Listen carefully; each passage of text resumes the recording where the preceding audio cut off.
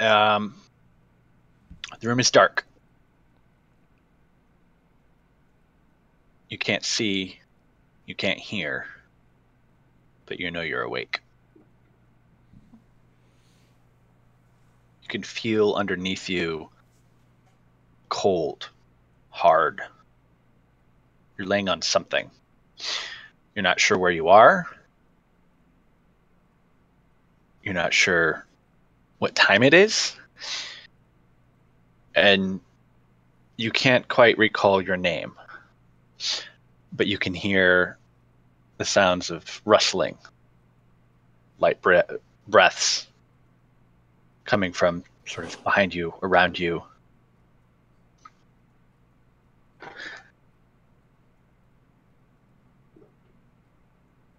You can hear some scratching of clothes, maybe some metal on metal, and then a bright light blinks on, kind of blurring your vision. It's you're blinking. It's going from complete darkness to very bright, shiny light, and you find yourself in a completely dark, featureless space, sitting on a marble slab. There's a number of people around you. You don't recognize them. You've never seen them before, but they seem familiar. You've never seen them, but they seem familiar to you.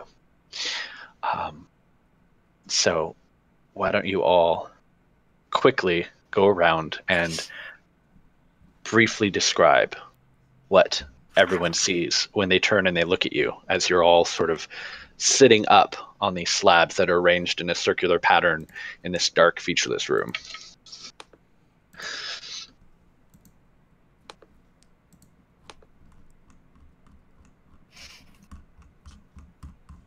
Yes, I can go. Well, I put a picture in chat. Sorry, someone should start. Sorry, I'm still trying to make sure I've got everything ready. Yeah, that's fair. Oh, yeah, sorry. Also, quick thing with the chakrams. Just trying to figure out, like, what kind of damage that would... Probably slashing? Well, it'd be slashing. I'm trying to figure out, like, dice. It'd be, if we're looking at, I would say probably 1d6. 6? Okay, that's kind of what I was thinking. Because it's a thrown weapon. Yeah. Okay, just wanted to, before I went ahead and did that. Right. So, I don't think, so it's a throwing weapon, it'd be 1d6. It'd have a magical enchantment +1, has a returning ability.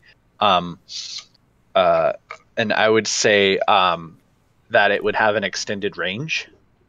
Just because by itself returning isn't super powerful compared to like, it gets plus these X fire damage and things like that. I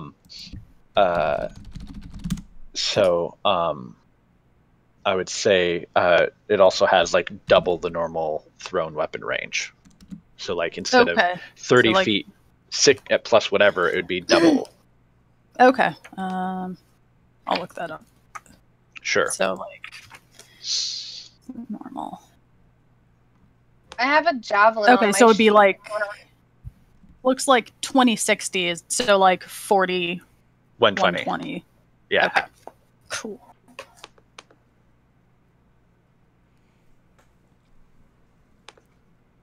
Am I still going through? What People was that? hear me. I can now. Yeah. Okay, Yeah, good. now, but Okay, I'm gonna move my thing up. Oh, I'm just gonna move this up closer to my mouth, so. Sure. Set up. But yeah, if people are still getting set up, I guess I can go first with appearances and whatnot. Sorry, I linked it before, but. Oh, that chat. Oh, that didn't even work. Oh. What? I just turned into a big X. It's a big, a big. Undefined. Yeah. It is a very big. Yeah. That's weird. Maybe.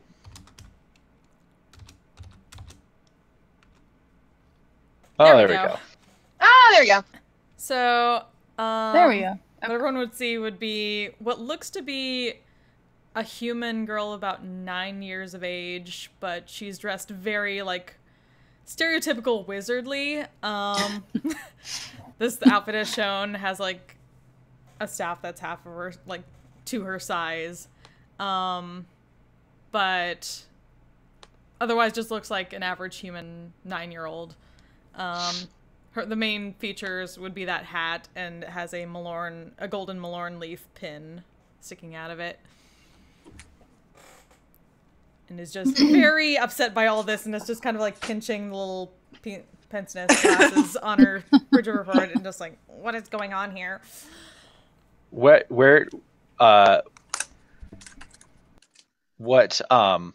plane are you from? We're going where do you plane. hail I assume prime material plane would be the way to go. Okay. But she definitely just seems like she's a regular human from the material plane. I don't know how much further you want me to go on that one. Particular world, or is it not? Since I didn't know too much from Tal'Dorei at the moment, I don't have the thing. I'm just going based the Sword Coast. Okay. This may come into play more as we do additional one-shots and such. Mm-hmm. All right. Okay. Who's next? I'll go for... I guess I can. So I also linked art. I assume you guys saw the sketch, but Liz is an elf. She's about 5'5"-ish, not very tall. Sort of a wild look about her. Her hair is long and red and tied up in these thick dreads. And she has this tribal paint down the center of her nose and her lip and back from her eyes. Dressed in a breastplate, kind of coppers and greens and woodsy colors. And she has a long sword she carries at her side, and she looks confused and perhaps a little agitated about whatever this is.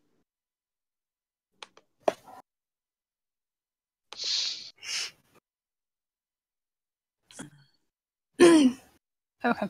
I think I'm ready. Alright, let's say Velvet is also an elf. Much taller. She's about 5'10", so she's pretty tall for an elf. And dressed in, fairly simple Cleo breeches, loose shirt, looks like more practical, designed for ease of movement. And she's sort of dark coppery skin, short black hair, and probably kind of scary looking. Looks like her nose has been broken a few times. She's got like some scars over one eyebrow, and you can see she doesn't actually have sleeves, so you can see that she's actually like super buff elf. And there's some small scars on her upper arms, just looks like general wear and tear. And I'd say right now she looks disgruntled, a little confused, probably very kind of on her guard. And there is also a hip flask, kind of a large one, on her belt that she is probably about to reach for because.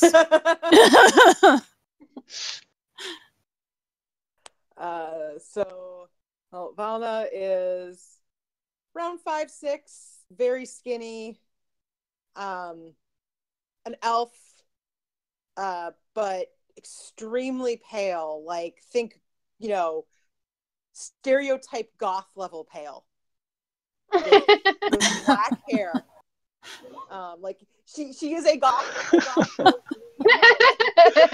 Right. Goth elf queen. and she has a number of sort of strange, eerie tattoos that are sort of like very faint across her body. She is also looking a little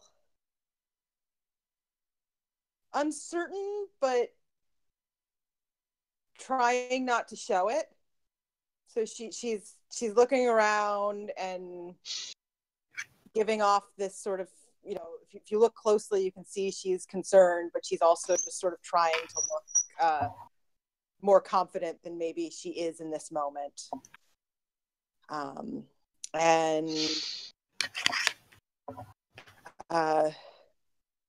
yeah, she's in. Yeah, I don't know what else to. Okay. I don't suppose any of you know where we are.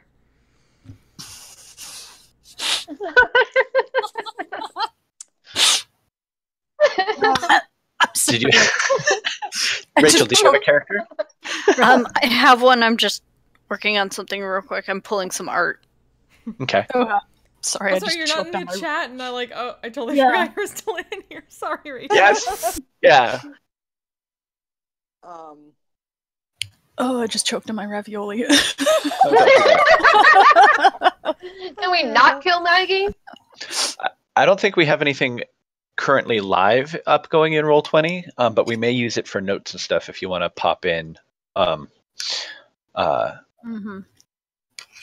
So Brendan, while that's getting sorted, so we were Sure. we were able. So it was a +1 weapon, or was it a rare weapon with no more than a +1? It was a rare weapon or armor with Okay. no more than a +1 modifier, because there are some rare weapons and armors that are powerful and have a +2 or higher modifier, and will often Right. have more Mm-hmm. abilities or things like that. So it was mostly just the +1 was the sort of the gate, The sort of the upper limit. limiting. Like the Wand of the Okay. War Mage was okay for like having a +1 arcane focus, right? Yeah. What? No, nothing past the table. You're getting into bed? Am I going to be loud? Okay. I'm putting my artwork in both the characters channel on Discord as well as Roll20. Okay. Aha. Okay. This is not exactly what I look like, but along these lines. Close approximation. That totally works. Yes.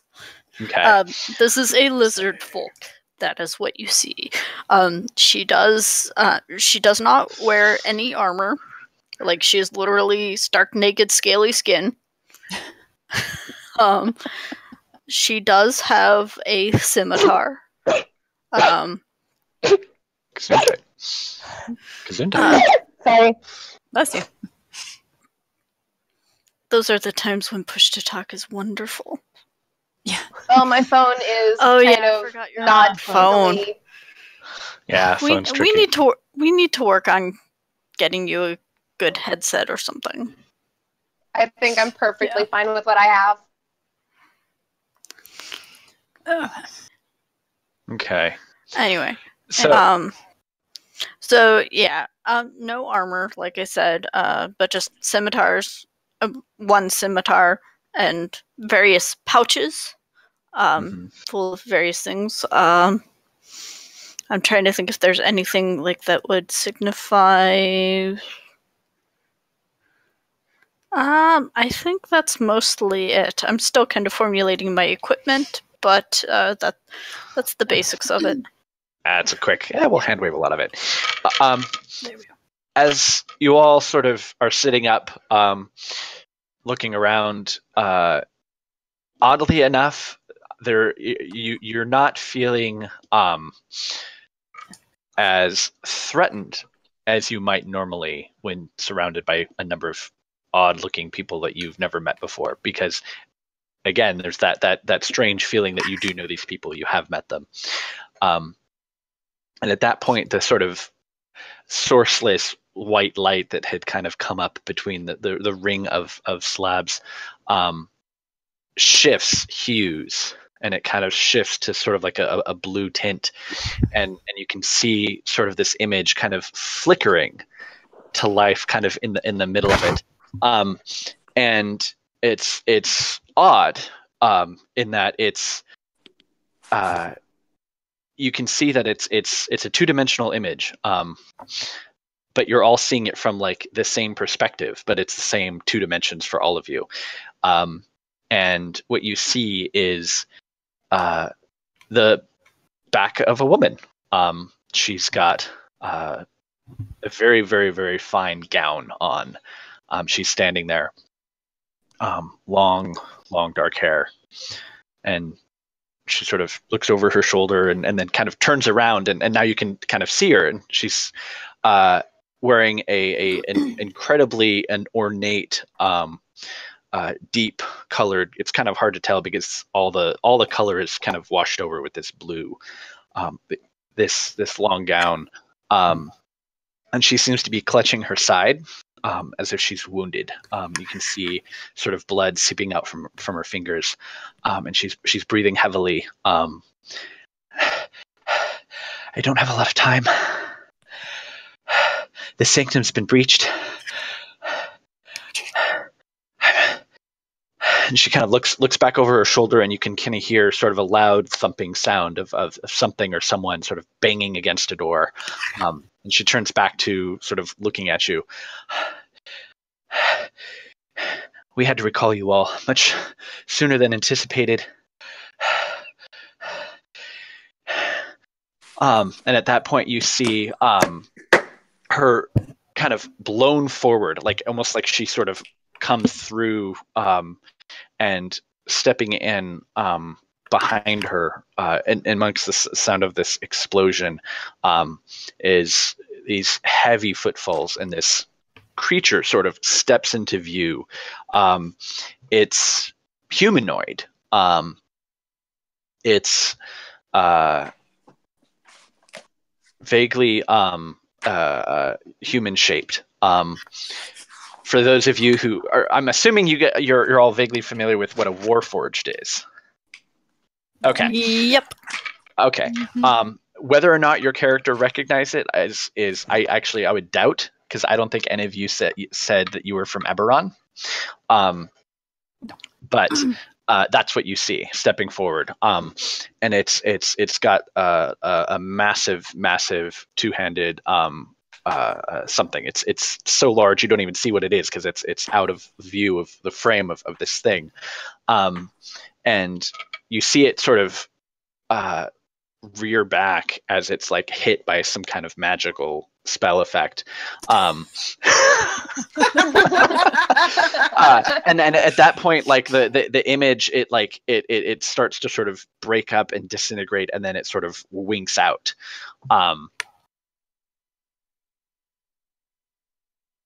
And the room sort of goes still and quiet again. And then a moment later, it sort of comes back, and you can see the same woman. She's human.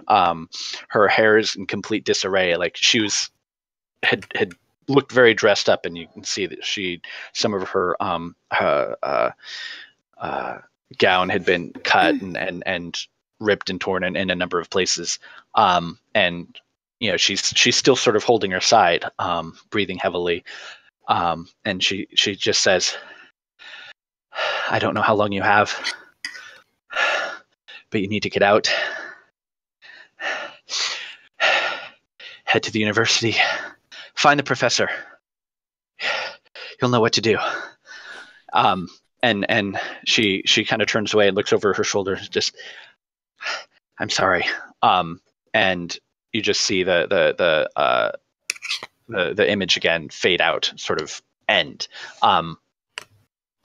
Nessa, this is totally stock. This is a major image spell that seems to have been set to trigger on a certain event, probably movement or something in this room. But yeah, it was pretty stock illusion magic.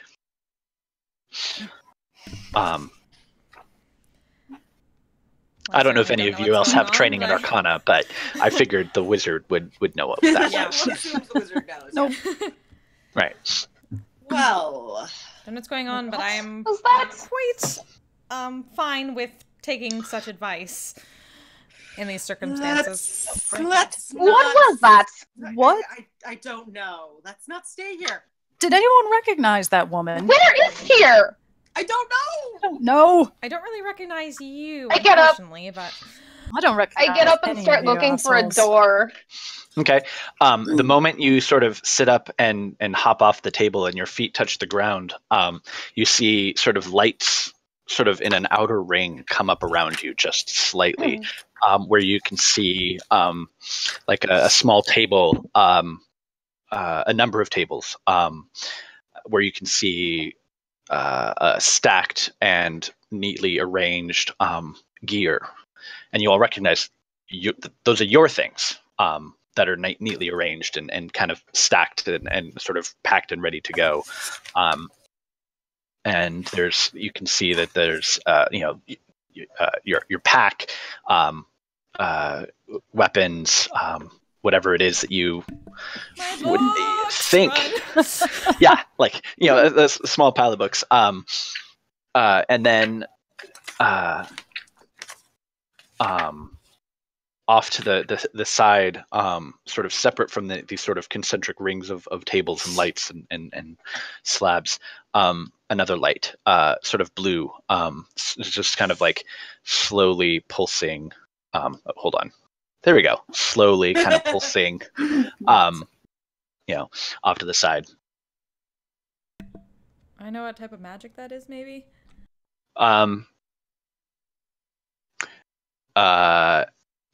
Other than just it's a light, like these are obviously magic lights. They're sourceless. Okay. There's not.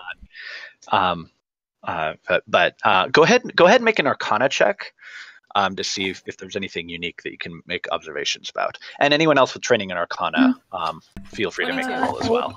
22. Okay. So judging by the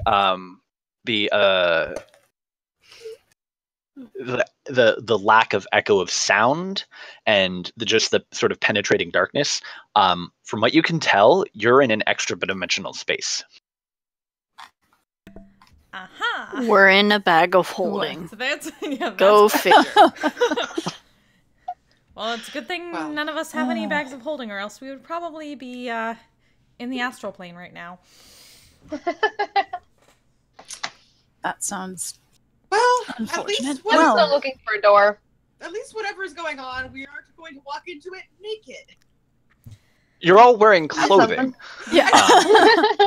None of you are naked. Without our I'm not- Speak for yourself. I meant without Right. our thing. Did you see my picture? yeah. Just gonna grab all her Very stuff, true. like hug her spell book. I I'm was so glad to using have it. naked as a without our weapons and armor and whatever Yeah. else Right. statement, not Um, as literally nude. Naked. Well, Those of you who can or who do prepare spells, you have spells prepared. Okay. Your Okay. minds aren't completely Okay. blank. So whatever it is that you'd planned on preparing, you have it prepared.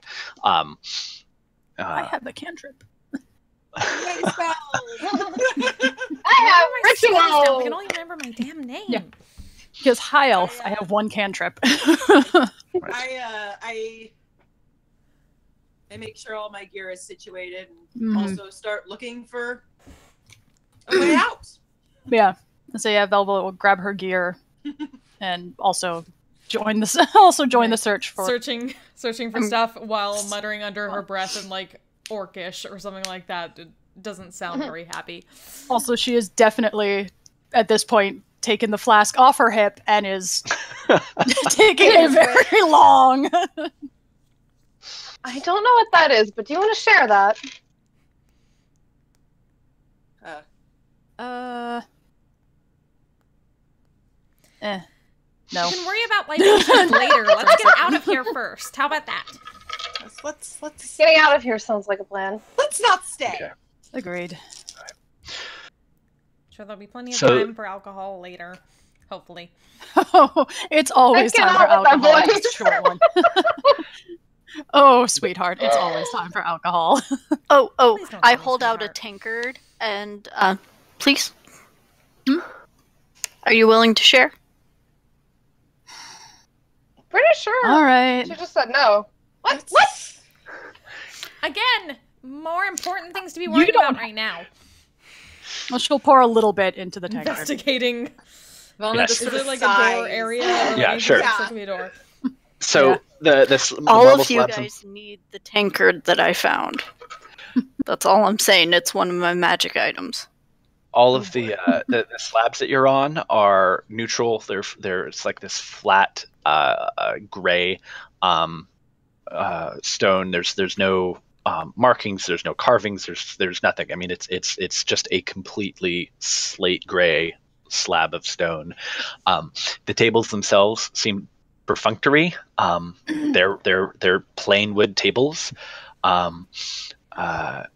Very much something that you would imagine would be if you were to have an unimaginative wizard create a say summon table. That's what it would look like.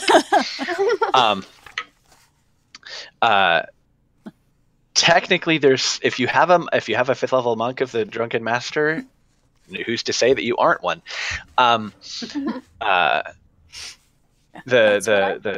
But there's no other sort of features. But as you take a couple of steps away, whoever's sort of walking around and exploring, sort of as you take a couple of steps sort of away from the lights, you can kind of see off in the distance lights and a couple of figures standing in a circle, an arrangement of slabs and tables, and you kind of turn I around. start running. So Liz runs off into the darkness, and you quickly lose sight of her. And like a few moments later, she comes running up to you from the other side. What was that? That's great. That's Again, great. dimensional magic. That's That's great. the thing. How do we get out of here? Nessa's going to start like looking at her book, thinking for a moment, So- and then going through some ritual for detecting magic. I hate Yeah. this magic bullshit. External to the tables and the slabs, there was the one sort of beam of slowly pulsating blue light that was different from everything else. I'm gonna try walking into the light. I'm gonna walk over towards the light. I'm also going. I'm following. All right. So as you Diligence. I don't want YOLO. to be here anymore. I have 7 wisdom. so Nessa's like quickly paging through a bunch of whatever books you have, looking for something that might fit this situation. No, she's Volna and actually Lise, starting to like do ritual detect magic and Oh, okay. try to figure out Beginning what ritual. exactly is going Sure. on here too. you basically just see the form of Velvet as she enters that blue light basically just dissipate. And she's just Awesome. gone.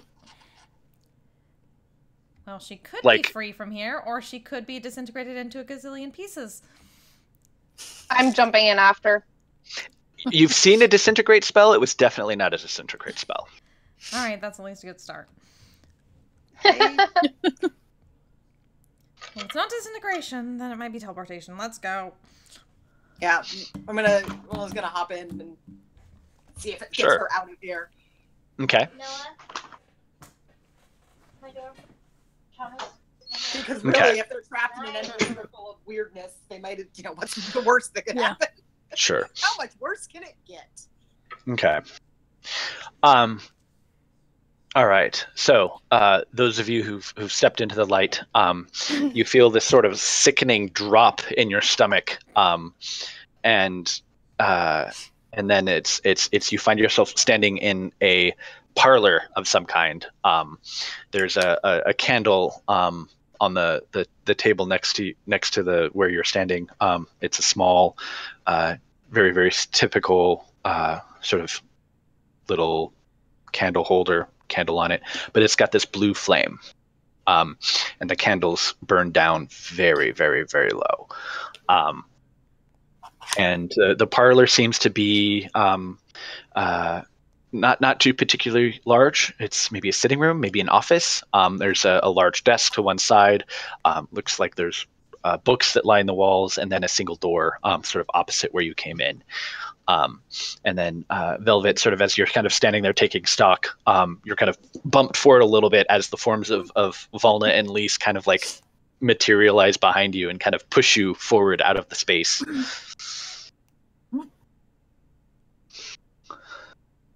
Well, What was that? Well, This is at least different. Right. it's a start. Better What than was that? Room of Slabs. Oh, Rachel, you don't have your character name as your name in Roll20. So what is your character's name? Darstrix. Dyer or Dar? Uh-oh, your audio cut out. Darstrix. Darastrix. Okay.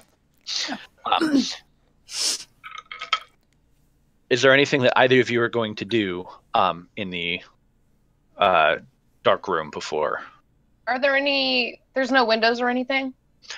No, it's completely windowless. There's the light from the candle seems to be like the only light in this room, and it's very very low and dim. The candle is barely illuminating the room. So, so Nessa and I want to go Darastrix. try the door. All right, hold on just a second, because Ness and Darastrix are still behind. Yeah. Nah, I want to see what they Nessa do. was getting I'm gonna go frustrated ahead with and them, but step as into soon the as- light. Yeah, as soon as it Okay. seemed like it was going to be a teleportation, like, all right, let's do this. Okay. All right. So as you appear, you see Volna and Liz. Liz or Lise? Liz. Liz. Sort of walking through a room or a study. It's lined with books. It's got a large desk with a off to the side looks to be sort of like a large, very large, oversized, overstuffed chair with a small table next to it. Looks like maybe sort of like a reading corner of sorts. The door itself doesn't seem to be locked, but as you, who is inspecting the door? I'm not inspecting it. I'm just going to try to open it. Okay, so you grab it. So as you grab the door handle, this light, sort of hollow, feminine voice, kind of sort of fills the room, and it basically says, "All members are reminded that extra-dimensional portals, items, bags, are not permitted inside of the sanctum." And then the door opens, and it's sort of a dark foyer-looking room in front of you. Sanctum. As a note, if there's like a table or anything like that, is there any sort of indication of like who, like any names or anything like that of what this study belongs to, who the study belongs to? I was going to look at the desk a little to see if there was anything at all giving me any information. Like who the professor might be. Right. So you're searching for information. There doesn't seem to be anything written. There's no name tag. There's no anything on it. Sort of popping open the drawers. This looks to be more like a utilitarian desk as opposed to like a person's desk. Sort of like if you're going to come in here and sit down and do research, like this might be the desk that you would sit at or use. But there doesn't seem to be any sort of identifying knickknacks or anything. This sort of on a second go around, this is not a person's office. This looks to be sort of like a generic office, functional reading room or library of sorts. Do any of the books, any of the spines like mention sanctum or anything like that? You do searching. These are a lot of books. It's a pretty typical library. A lot of geographies, a lot of things like nothing specifically that says sanctum as you're sort of reading through. Do you speak or can you read Draconic? I can. Shit, that's the one. You can? I don't comprehend languages though. Right. So you're going through and you're seeing a number, like there are titles in all different languages. The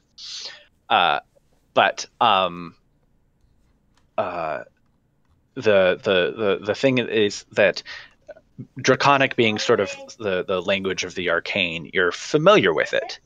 But the Draconic that you see is there's something different about it. But not being able to actually read it, you can't quite grasp it. I didn't know Draconic was actually the language of the arcane, otherwise she would have definitely taken that. Damn. I only know it because lizard folks speak Draconic. Yeah. All right. So, at this point, only Nessa was the one who was sort of looking at any of the books. But if you'd like to take a look, what you do see is that it's Draconic.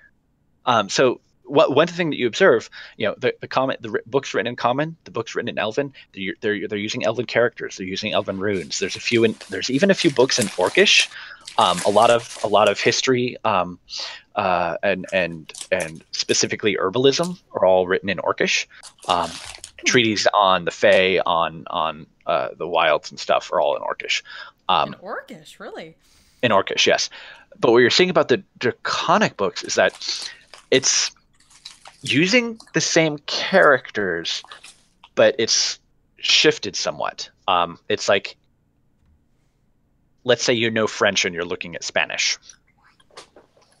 It's like there's something similar about it, but some of the words are just different. So I can get probably the general context, but not the specifics. Right. Like some of the words are the exact same, some of the words are different. They put the letters in different orders. It's just you've never seen anything like it. It's weird. It was like, and it's not just one book. It's like any book that you can find on the shelf that are in Draconic are all this sort of shifted Draconic that you haven't encountered before. Tell me you say that. Valna's gonna head over to the door where Liz is. What's wrong? Like look out and see what's going on. Sure. Liz, completely ignoring the weird voice that spoke at you at the warning about something about extra-dimensional, this, that, or the other, whatever. You step out into this foyer as everyone else is kind of busying themselves looking around the room. Oh, hey, we might have a John. It's good to... Yay! Hey. Yay. Okay, so you actually, what you find is another person. And John, why don't you describe yourself? Oh, I don't know if I'm prepared for this. Oh, shoot. I need to figure out my hit points. Yeah, I'm still like kind of getting stuff set up. I just realized I didn't do that. Okay. I have so much. It's ridiculous. Okay, 8 plus So 4. just go with your race, gender, and maybe a very, very, very, very rough description, and I'll just kind of run on and keep explaining stuff. If you've at least decided those things. If not, then you haven't run into anyone out in the foyer area. Oh, by the way, My wife was Brendan, talking to me. I Say kind that of again. I kind of decided to switch you want to from my old concept to monk. So Sure. the sword Technically- we talked about Mm-hmm. will do me no good. Just come up with something else. I mean, the only thing that you've done is read Draconic so far. So as long as you can incorporate that into your new character, sure, whatever. Well, since I'm sticking with lizard folk, that's a racial thing anyway, so that's not going to change. I just wanted to let you know in case, like, before we get into combat, that's not even going to be in the picture. Okay, that We're makes gonna sense. have 2 monks. That's kind of interesting. Yeah. Yeah. Okay. Are we both Are we drunken both? masters? Yeah. Yeah. Yeah. We're gonna have fun with Oh that. boy. Yeah, Maggie- Can we Maggie just said toss that a while alcohol ago. back and forth? Oh, let's do it. Yeah. Totally do it. All right. And the funny thing is my tankard is a tankard of sobriety. Oh my god. So, Yeah, I got one of John, those. did you have a rough character, anything that you can use? Or have you not yet joined us? Is that directed at me? Yes, you're, I believe, the only 'Cause I John. literally put my headphones on, like, in the middle of you talking. Oh, okay. So, what I was going to say is, what's your race? Rough description of what you look like. He's human, Mhm. and he has kind of darkish, where it's like, well, maybe not like super dark, but like tannish skin and Mhm. gray eyes and short silver hair. Okay. Are you equipped? Are you wearing any armor? Are you Well, I haven't picked out my armor yet, but it's okay? gonna blender, assuming. Sure. You have all of your stuff with you. Yep. Okay. Yeah, so he has a longbow slung over his shoulder and also two short swords behind his at the back of his waist. Okay. So, you're kind of scratching your head trying to figure out what you were doing. It's like, have you ever wandered into a room and kind of like forgot why you wandered in there? Yeah.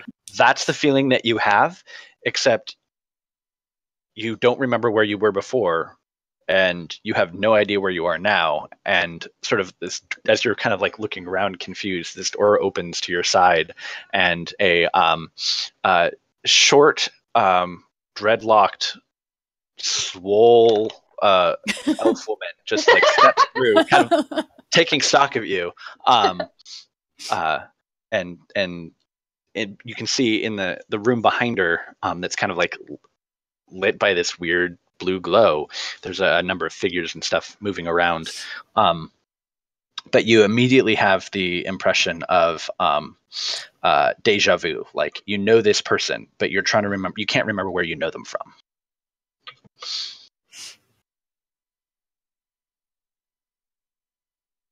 I have the vaguest feeling. Do you know where the hell we I wish I did. are? I hate magic bullshit so much. This is Well, magic? Oh, I guess that would make sense. out after this. I think so. That's what they said. They're rambling about interdimensional something or other. I don't know. Well, I remember who I am. There's no use staying here.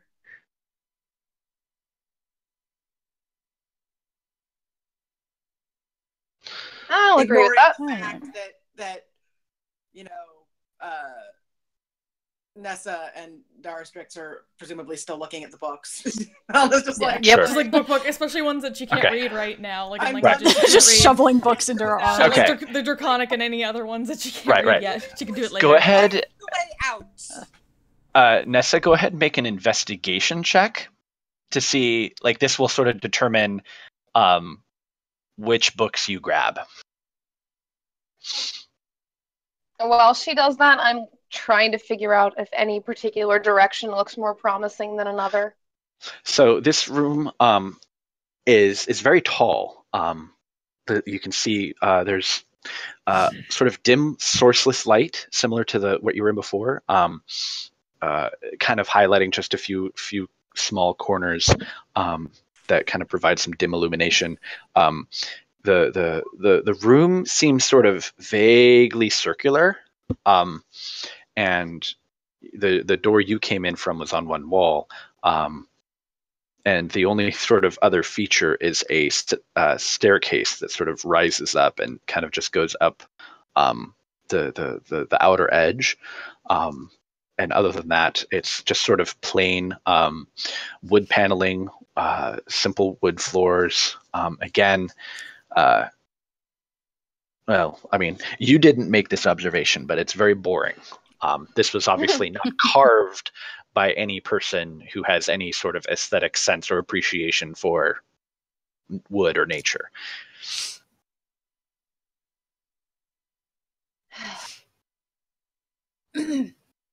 I would really kill to see some trees right about now. Well, I'm still confused. Is anyone else still confused? Well, we're not going to find trees. I think we're all inside. confused. Probably. I mean, I suppose we could find trees inside. I mean, Doesn't this seem place like- is weird enough. So, up? Up, and I walk toward the stairs. Sure. Okay. I'll follow. So, yeah, Yeah. I'll also head for the Also- stairs since also that heads seems for to be. stairs. Okay. Grabbing books will follow them down like short legs. Right. Wait for me. Right. Need books first. Okay. So Nessa, this is definitely some sort of conjured construction. Again, it has like the same featureless, plain, like you say wood, this is what appears. It's close enough inspection, sort of, and it's the patterns are too regular for it to be natural.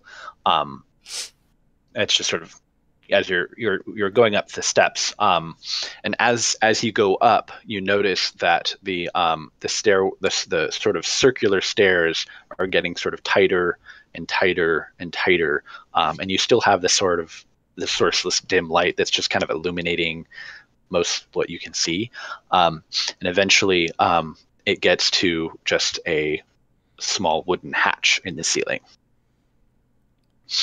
I'm gonna slam my fist up into it and see if I can bang it open. Well, hopefully no one's waiting on the other side. I have a wisdom of 7. There is sort of like a handle mechanism that you can use to open it. It's very visible. It's easy to see if you Okay. want to manipulate that. Or I mean, you can also Yeah. just try and punch through it if you like. If you're angry. I cast I will a punch fist. it. Yeah. I mean, I have gauntlets of ogre power. This is actually reasonable, but no, I'll open it the proper way. Sure. So you sort of crack it open, and as soon as you open it up, just this bright sort of blasting light and heat from sunlight and air kind of shoots down, and you're immediately overcome by just a cacophony of sound of voices and the sound of a strong buffeting sound of wind sort of blasting against something, and definitely this is a city. You haven't been in a whole lot. Well, maybe you have. You're not sure. You know this is a city, and you know this is not the sounds of a natural forest. I'm going to drag everyone to a different area, and let's see if I can pull what you see. Sure. Quick question while we're doing that. Since I also went with Gauntlets of Ogre Power, Sure. but since I also took the Tavern Brawler feat, which increases strength or constitution score by 1, would that Mhm. bump her strength up to a 20? Or I'm pretty it's- sure Ogre Power only lets you get to like caps at 19. It doesn't caps let 19? you. Okay. Right. That's how I read it. It doesn't too. stack. That's kind of what I was thinking. I just wanted to... Okay. Yeah. Those type of things don't stack. Yeah. But I'm pretty sure you can take a constitution from top Yeah, of so I'll too. put the Constitution, which... I Yeah, don't think it actually specifically changes, says but- they have no effect on Yeah, you no if your effect strength is 19 or higher without them. Okay. Mhm. Okay. So as you crack open the patch and you sort of step out onto the roof of this tower that's probably only a good maybe 10 feet in size around, the base of the tower that you were at, or the base of that room, probably had to have been a good 30 feet in diameter. But you look sort of down and you're just at the top of this tall spire that's about 10 feet round at maximum. Oh, And I'm you look back out. against the wall. There's a wall. Yeah, there's basically crenellations all the way around that only come up probably about like 3 feet, which for any of you who are really short are actually pretty. It comes up to chest height and such. But yeah, you just see just this long stretch of rooftops and spires, and you've got to be hundreds and hundreds and hundreds of feet in the air, based on the just the wind kind of blowing past you, sort of catching. Well, you don't really have a lot of loose hair, but it is a very, very strong wind. Gonna take a step back my from audio the just went out. hatch. Hold on. Okay, I'm back. Thanks. So after coming through the hatch, I just want to step back from the edge a little bit. Definitely not what I was expecting. Some people are actually coming out. Yeah. Yeah, I Like, guess we're it's like- following. Yeah. Oh, As soon as Ixalan comes out, like the wind, like, oh, my hat, and just grabs her. Yeah. Will is blinking in the sunlight because she wasn't quite expecting that much sunlight. And Oh, Where in the world is this place? Then like looks around, sees Rios, I guess, like, oh, we've multiplied. Hello. we're just full of astute observations. is So there you a way down other than flight? You're kind of like looking over the edge. It's kind of hard to. Yeah, you don't really see any stairs. You don't see much of anything. Overhead, like all of a sudden, this shadow just kind of like passes over and kind of covers the tower briefly as something sort of moves and blocks out the sunlight, and you kind of look up and you can see there are towers that stretch up past where you are, rising up higher. Whoa. And then up far above you, sort of just barely crusting over or sort of right at where the cloud layer is, although you actually see like a couple of clouds kind of moving in front of you as well. Looks to be this massive shadow of a shape or something in the clouds above you. But what you saw sort of move out from in front of the sun is this large, basically it's like a giant flying boat. It is a ship, but instead of sails, you can see that it's completely surrounded by this ring of just fire, and it's just kind of sailing through the air, moving down, moving across the sky. And you can see there's a number of crew people sort of moving about on the ship, and sort of as you look around, you can see there's a number of you see, you know, a few hippogriffs, some wyverns, all number of flying beasts, some of them with riders, some of them sort of pulling basically floating carriages. You see a number of just people, just them sort of flying about, moving from tower to tower, kind of surrounding you. Slack-jawed, like looking at this like giant ship with all the fire, like, I'm not sure, but this may be one of the most amazing things I've ever seen in my life, if I could remember. Definitely something. But we should probably get down. I use my wing boots. And Oh, so you did take those. I did take wing boots. Okay. I'm gonna be right back. You know, fly Okay. to see if I can figure out how to get all of us away from this one tower. Let us know what you find. Okay. So you float up and sure, you sort of float up and away, and you can see just the tower. It's there. There just doesn't seem to be any logic to why any of these things are standing, because you can just see the tower just goes down and down and down into darkness. There's probably maybe 50, 60, 70 feet below, like sort of a spire, not quite like an arm or something like that, where it connects to like a larger tower, which is then goes down a little bit, and then it connects to a larger tower, which connects to a larger. So this is sort of like, I mean, this is not that you Volna know what this is, but the construction seems almost Seussian in its illogic. Like, there is no possible way this kind of construction could normally exist. Something must be sustaining some of this stuff. But it's immediately around the tower. There just doesn't seem to be any sort of features or stairs or anything like that. But you do see the larger tower, the largest size tower that this chain seems to be connected to, looks like what it has, like basically sort of a large bridge coming off of it, probably a good like 60 to 80 feet wide. The tower itself is probably hundreds and hundreds of feet in diameter, and it's connected by this large bridge to another tower that's probably like 100 feet away. And you can kind of see as you're sort of following along and your eyes are adjusting to sort of making sense of the trees within the forest, that this is just a series of enormous towers being connected by different bridges and stuff. And on these bridges, you see throngs of people moving back and forth, people pushing carts, people having stuff, selling carts. It's basically a city of towers, it appears. And on the maybe the nearest bridge, what you can see is a sort of a boat, just kind of sitting there floating.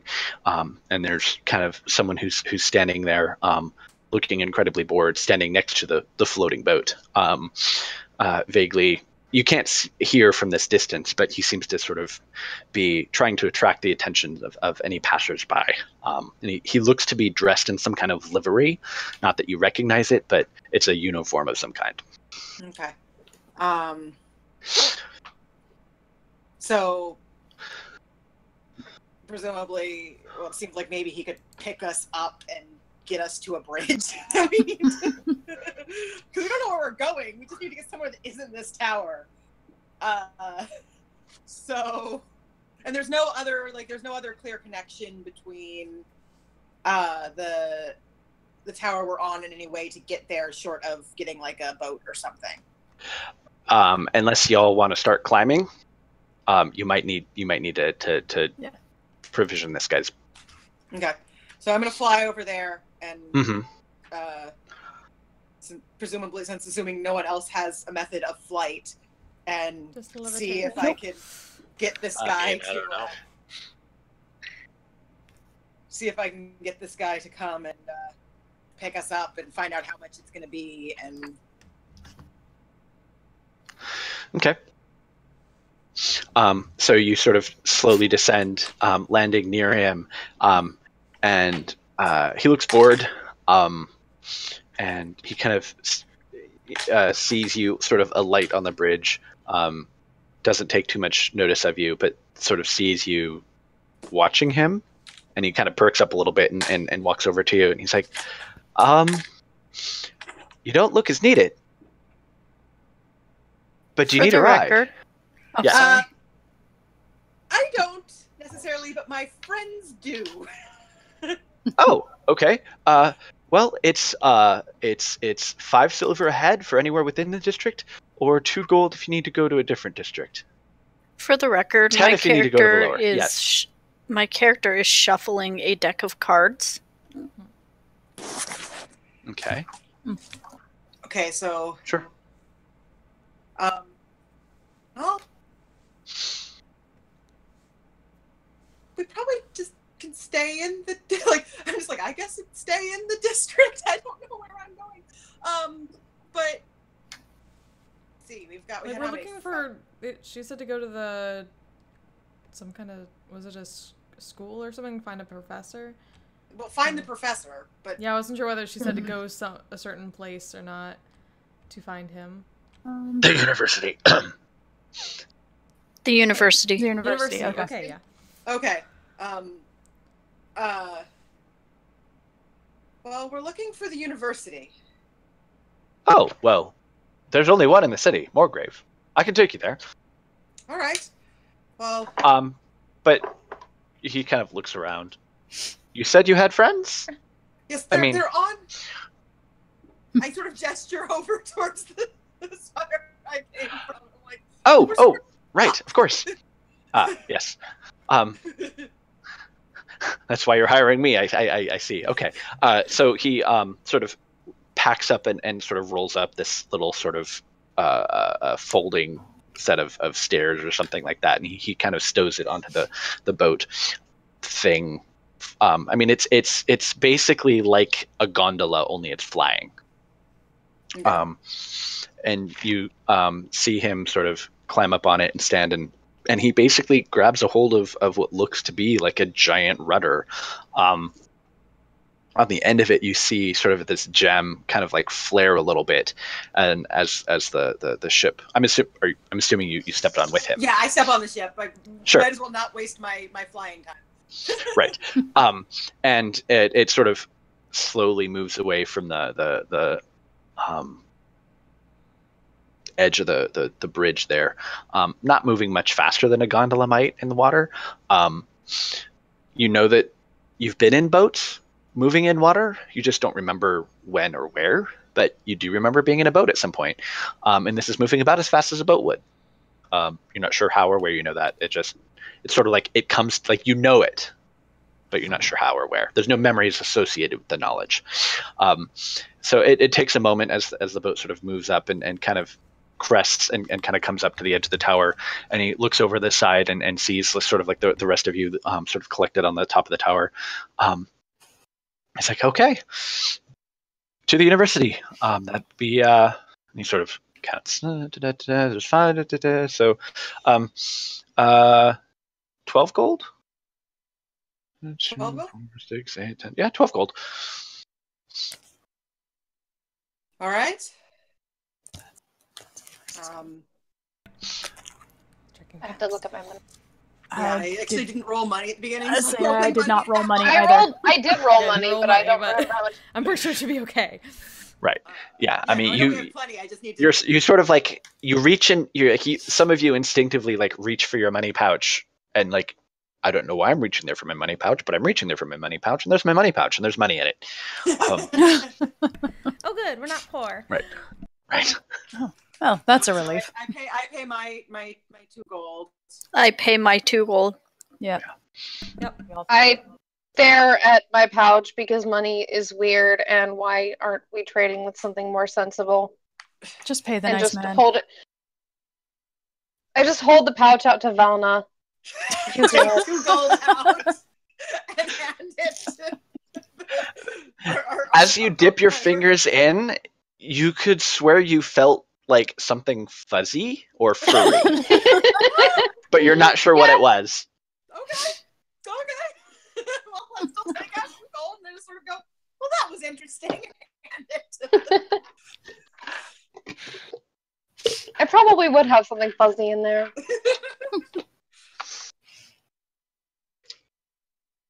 Okay.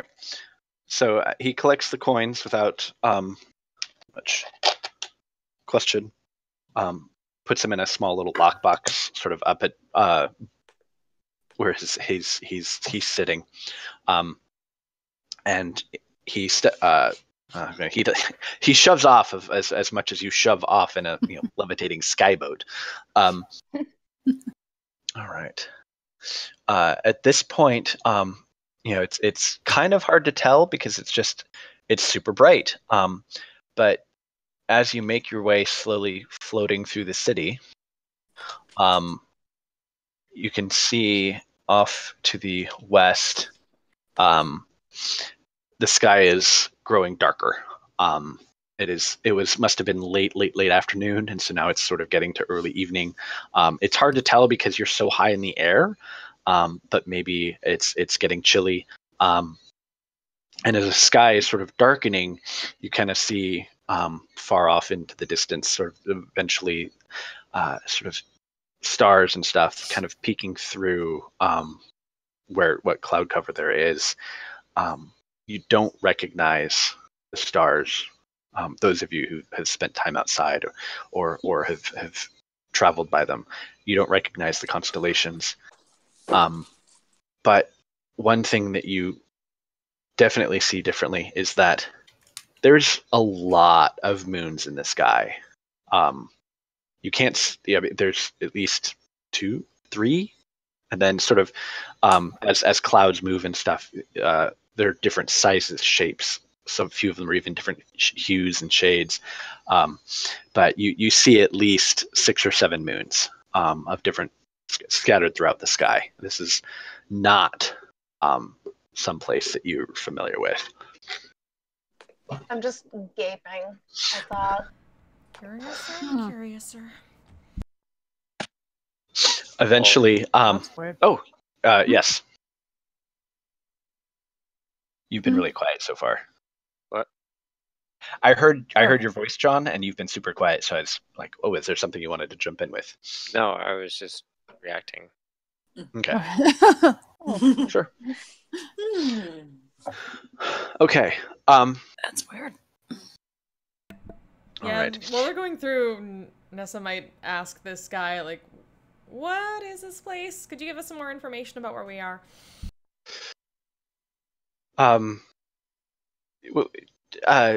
About the city, about Yes. the district, Both. or wait, I mean, All of the above? wait, We're new. oh, Maybe. well, you're new to this. Okay, sure, yeah. He doesn't seem used to actually talking to people. Seems a lot of Don't people worry, just so kind of like, Nessa sounds the exact same way talking to him, like, ah. yeah.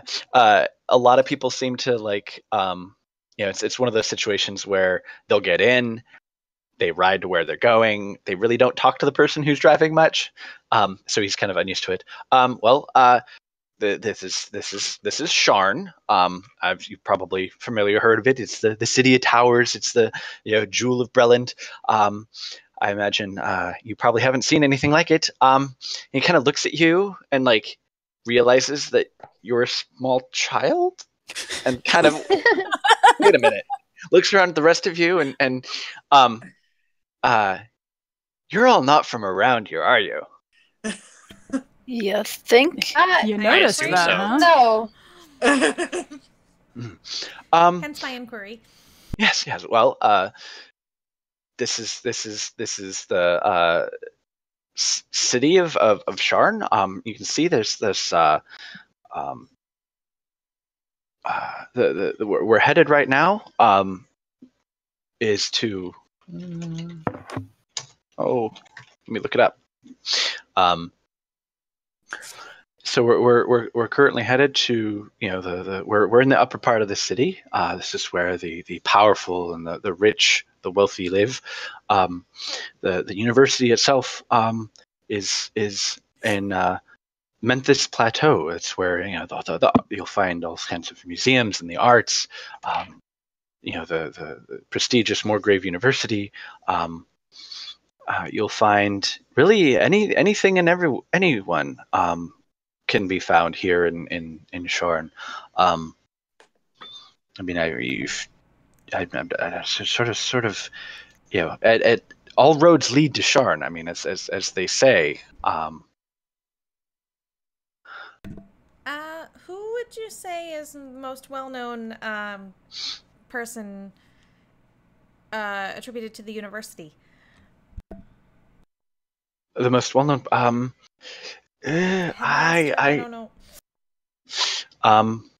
I don't know much about the university. I spend probably most of my time here in and around the Central Plateau. I don't know much about the university. They don't get a lot of public. They're not super well known. Most of what they do is not so much focused on studying stuff here, but they send expeditions all over the world. But a lot of what they do isn't really super well known.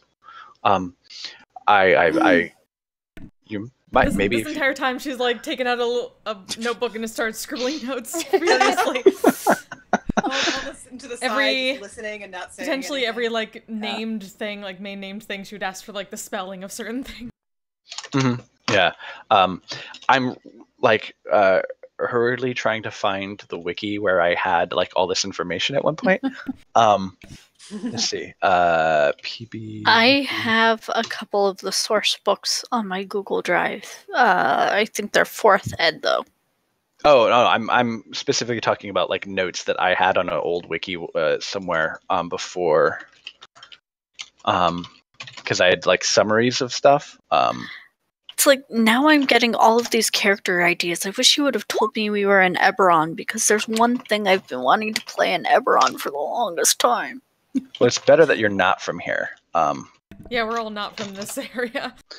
Yeah. But still, I'm like, oh, with the amnesia, that would have been so much fun, especially if I were dragon marked. Yeah. So you like it just goes.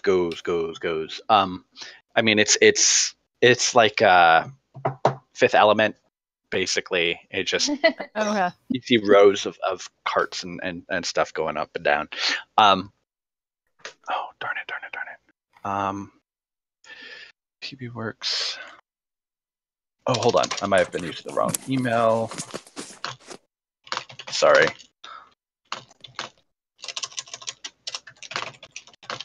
Oh, I hope it's still around. Oh, hold on. Orange rp.pbkey. Oh, it's disabled. Oh, it's been deleted. Oh. Huh. Oh no. Okay. That's what happens when you put things on a free wiki like 5 years ago. Also, I do just want to put this disclaimer: the deck of cards she has that I am shuffling is not a deck of many things. I promise you that. Good. It is it is a totally different deck that we are going to have fun with. Sure. Deck of mayonnaise things. It's called a deck of illusion. Okay. Oh, those are fun.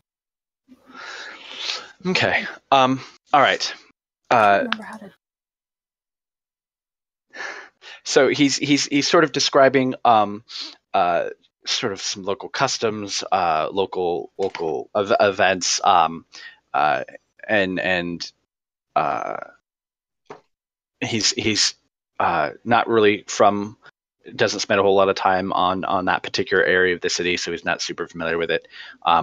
But sort of just as the sun is finally beginning to set, he pulls in up to a bridge, and he kind of points off into the distance, and you can see sort of a large tower set aside, sort of not so much down the street, because streets here they're on bridges, and they sort of move in and around and sometimes through these enormous towers. And he kind of points on and says, "That's your destination over there. Sorry I couldn't tell you much more. I just don't know much about the university. I apologize. It's fine. You've given me something to go along with, and that's very much appreciated. Thank you very much. Okay. He sort of tips his hat, and slowly moves his boat away.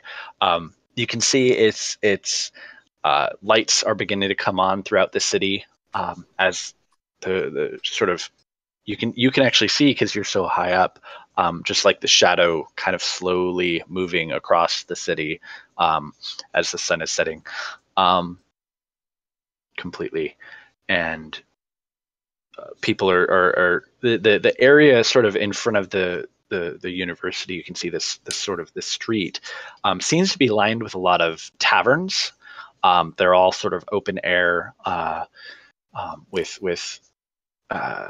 sort of no walls, so it's just sort of the chairs and the tables just kind of like seem to spill out of these places out onto the street itself, and it's just lined with people eating and drinking. It seems to be sort of in the middle of like an entertainment district or something. It's just very, very lively for being an evening.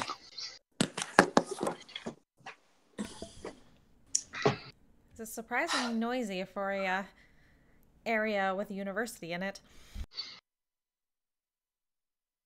Well, Definitely that.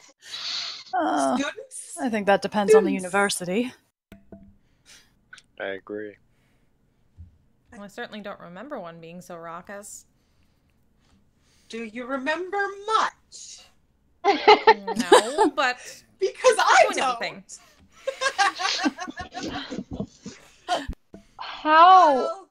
How do we all forget things at the same time? I don't understand. I could probably think of at least Magic, 3 types yeah. of magic that would do that. That's about it. How do you know that, though? I'm smart. I haven't become an idiot. I just don't remember much about my past. That could basically quote every bit of lore in this book. Useful. I'm sure that will come in very handy. But I don't think it's going to tell us who in the world the professor is. Well, yes. Well, that's why we're going in the first place. Professor, You're the only one who's noticing that things look a professor. lot less on fire than what we were expecting. Well, she could have been much further away. That was a long distance, some sort of major image. we don't know where. We don't know. We don't know what the image was from. Or when it was from. Or what Or it was who from. it was from. Or if it's even true. Yeah. I don't think we know much of anything. Have we even introduced ourselves? Do you know your name? Do we know our names? You know your name, Oh, okay. Good. but you're having a hard time remembering whether or not you belong to it. I think Volna. I'm not entirely certain. But let's go with that for now. Because calling each other "Hey you" is probably not the best use of our time. Yeah, that would get confusing after a while. I don't know what you I'm want Liz. me to. Well, if my memory serves me correctly, I should be Nessa Malorn. Velvet Thunderfist. Don't ask. Rios. Volna- Although there's Volna- another name hanging out in the background, I feel like. Continue writing. Writing down names as best Writing like down phonetically. Well,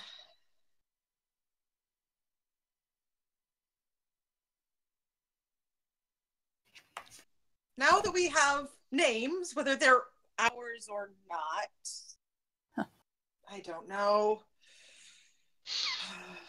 That'd be another layer of confusing if they weren't. This is vaguely exhausting.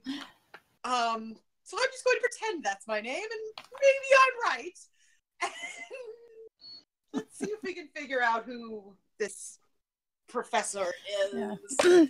Yeah, I imagine if we walk into a university and just say, "Hey, I'm looking for the professor," that's not actually going to get us very far. No, there's I probably don't more than believe one. so. Perhaps if we Probably search for not. the headmaster, the one in charge, they could at least have an idea of what we're looking for. We might want to be careful about what we ask, though. We don't know what's going on. I don't know what's going on. I assume none of you know what's going on based on our. Well, I the woman appear in the to know image less didn't give us about a what's specific going on name. than you.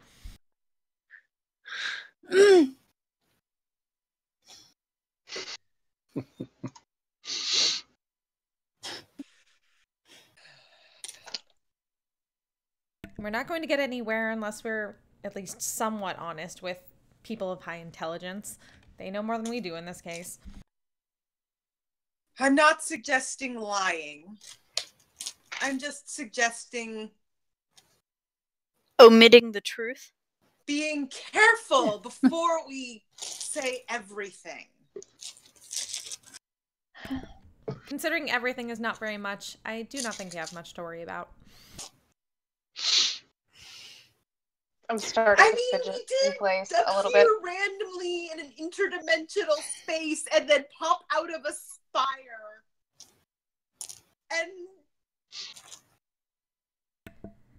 Perhaps saying we came from the spire is one way to put it. The There doesn't illusion- seem to be another way to get there. I'm just. I have a feeling there are a great many spires in this one. Yes, there are quite a few of those. I'm thinking we may not want to tell them immediately about, say, that illusion we saw. Well, if we're not saying any of that, I think we're just down to we're looking for the professor, and that will not get us anywhere. Get us no. I mean, I just mean don't tell them everything at once. We Well, could say a woman in Oh, very like you fancy guys. dress. we were told to see. We Told were us to told to find the seek out this professor. professor. Yes, we were told to Yeah. seek out the professor and go from there because we don't really have any more information. So them knowing about this illusion doesn't really give them anything new. It Well, might, but it might Unless not. they say they might have set it up. And it might give them information we don't want them to have. I don't know. And this is giving me a I don't- headache. Well, if she told us to go here. Let's find the professor. I don't know about the rest of you guys, but I just want to figure out where home is and go there. Yes. Yes, Home. that would certainly be So, lovely. But Maybe right now we're working with what we have. maybe we should start by doing something, Yes. you know? Well, we're kind of in a floating boat, so you know. No, we're all. I We're Oh, all we're floating. off the boat now. Okay. Yeah, no, you're standing on along a street, sort of lined with cafes. Most of them are slowly filling up with customers. A lot of street tables and some of them tall tables, some of them short tables. You can see that the despite being ordinarily what you would expect be fairly conspicuous, you don't stand out. The people here are a huge, diverse mix of races and people. You can see even a few larger humanoids. There's the occasional hobgoblin and bugbear sort of moving about. There's even a few ogres. You notice the people in this area seem to be completely unfazed by the presence of these folk in and amongst their midst. They're not. It's you've got. It's as close to the Star Wars cantina as you could get in a fantasy setting. Technically, Star Wars is a fantasy setting. Yeah, that's true. Yeah. Well, let's. Nessa's making a beeline for that university because people of learning, they will understand. I'm gonna follow because I don't know where the fuck we are. I'm also gonna follow because that's our only lead. Follow, follow, follow. Okay. Let's say Velvet is eyeing, looking around to see if there's any bars, but then follows. Like, all right. Lining the street, every step of the way Just- between you and the university is tavern, restaurant, bar, tavern, bar, bar, tavern, restaurant.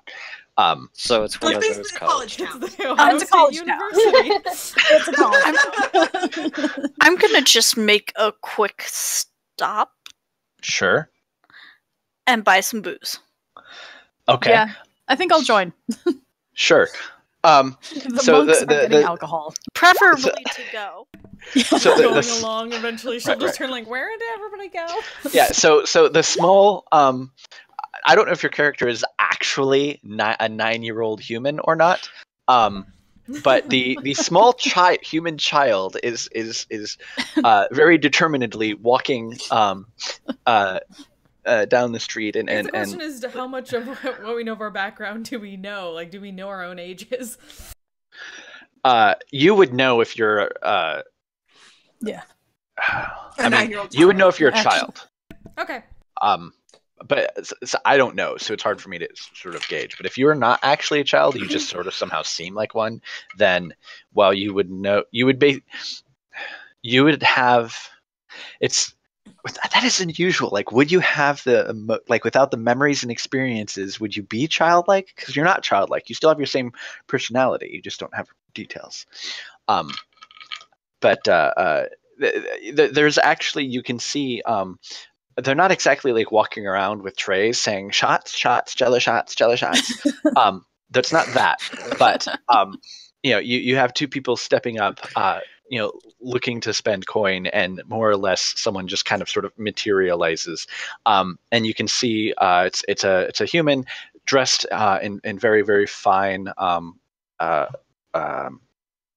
fine clothing, but you can see that the uniform of sorts that they're wearing is like the hues of the shirt are like slowly shifting pattern, or like it's like watching kind of like a lava lamp of just the colors of their shirt and stuff shifting and moving. Meanwhile, like there's this decorative trim that kind of like runs up and down and along the edges, and it's just this pattern of lights just kind of like moving through it along the threading. Well, that's And she sort of looks to you two and says, "What can I get for you? You seem thirsty." Do you do orders of drinks to go? Or And just a bottle. That too. you could certainly take a bottle. A How bottle of what would you be excellent. looking for? Alcohol.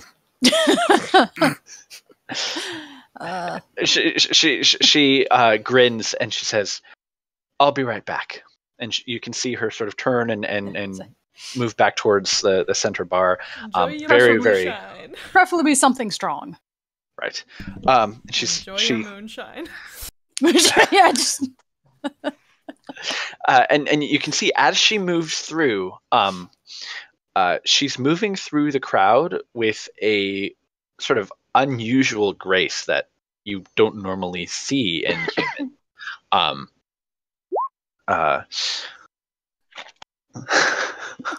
neither is Velvet. Yeah, she's probably used to it. She comes back with two large glass bottles, and she's like, "This is our latest shipment of Kundark ale. It's not actually an ale. It's fermented from a mixture of deep mushrooms and an elderberry grown on the slopes of the mountains of Moorholds. This is going to be just what you're looking for." Dude, are we gonna trip on this? Oh yeah, I was gonna say like And it's and she says it's 25 gold for the bottle. Let me look at how much I have, because You have plenty. Yeah. okay. I did not actually roll up starting gold. I forgot. Right. So one shot, you've got plenty of gold. You're 5th level character. Okay. I will go ahead and pay my 25 gold and take my bottle. Sure. Thank you. So, Thank you very much. As will I. Sure. She sort of slightly curtsies a little bit and kind of pockets the change, and smiles. Just, please come back if you ever want some more. She grins a little bit, and then steps away to help another customer.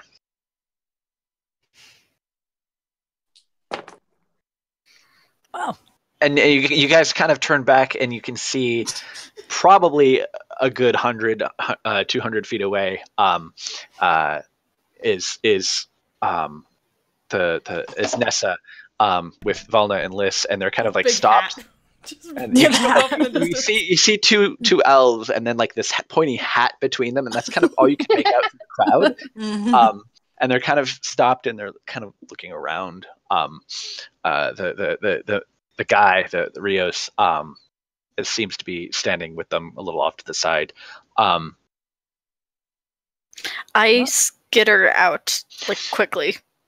Sure. As a lizard can. Very lizard-like.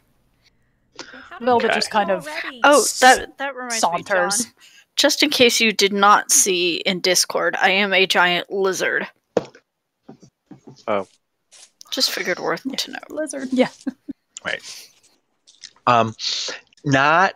I mean, while you haven't seen a whole lot of other lizard folk of sorts, you have noticed a few dragonborn, but nobody seems to be taken aback by your presence. I mean, it's sort of like, you know, you go to Vegas, you kind of expect to see all kinds of different things. This is like that. Yeah, okay, whatever. We've seen it. Rios might eye him a little bit. Just, what? Okay. So as you catch up to Nessa and Volna and Liz and Rios, you can see them sort of catching your eye, and you join the rest of the group. I'm holding my bottle like my precious. Nessa just like looks between them, looks at the bottles in their hands. Did we not just talk about libations later? Are you sure it's a good idea to deprive yourself even more of your mental abilities? Yes. Oh, it's because absolutely a good depriving idea. oneself of mental abilities means better physical abilities. Something like that. If you say so. That's just trying to think of every single way that just doesn't sound logical. Well, just shrugs and says, "Well, shall we? Now that you've acquired your drinks, shall we continue?" Please don't go pulling those out in front of the intellectuals, please. Too late. Sorry, Velvet is absolutely going to do that now. Suggested that. You gave them ideas. Well, to be As fair, you they're can- already out. Oh, yeah. As you continue on down the street, sort of approaching what seems to be a large main arch, it's just actually open to the street. It looks like it goes into a central courtyard that features probably the most amount of green and natural life that you've seen. It seems that the central area features a number of highly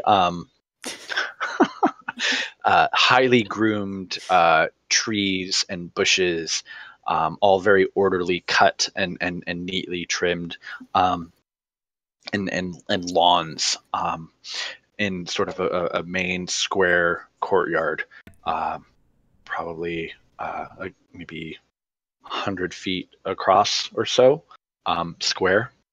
And then you can see sort of all around the edges, going up, not super tall in this particular area, but multiple stories of just lots and lots and lots of windows that all sort of face this inner courtyard that has planted trees, lawns and some bushes, and you can see that there's sort of it's a little bit quieter here, but there seems to be a free flow of people sort of moving in and out of the courtyard area under this large arch. This is much better.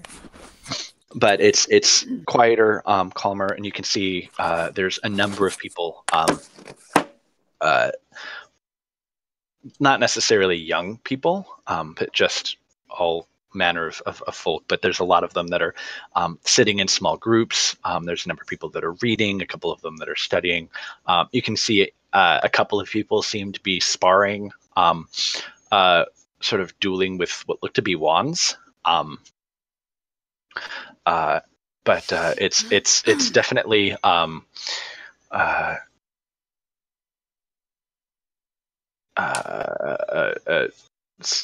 judging by the rough description of university, it seems to be the place that you're looking for. This is just worrying through, like, this is completely natural to her, like she's been doing this Yeah. for years. Yeah, it's you don't recognize it, but it's that you have that feeling of being home. Like this is you feel This comfortable. is You're her in your aesthetic. element. This is her like. Exactly. Right. And Liz, the trees here are just wrong.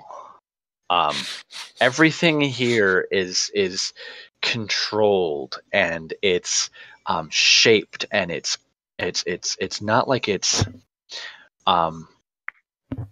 when an elf communes with a tree, or when they shape wood, when they shape nature, it's a conversation. They ask it, they coerce, they invite it. Yeah, exactly. They invite it to become something, but this has been hacked and crowded, and I mean it is just just it's wrong. And everywhere you look, you can see nature, instead of being nurtured and being free, you can see it being chained and controlled. And it is not a good feeling.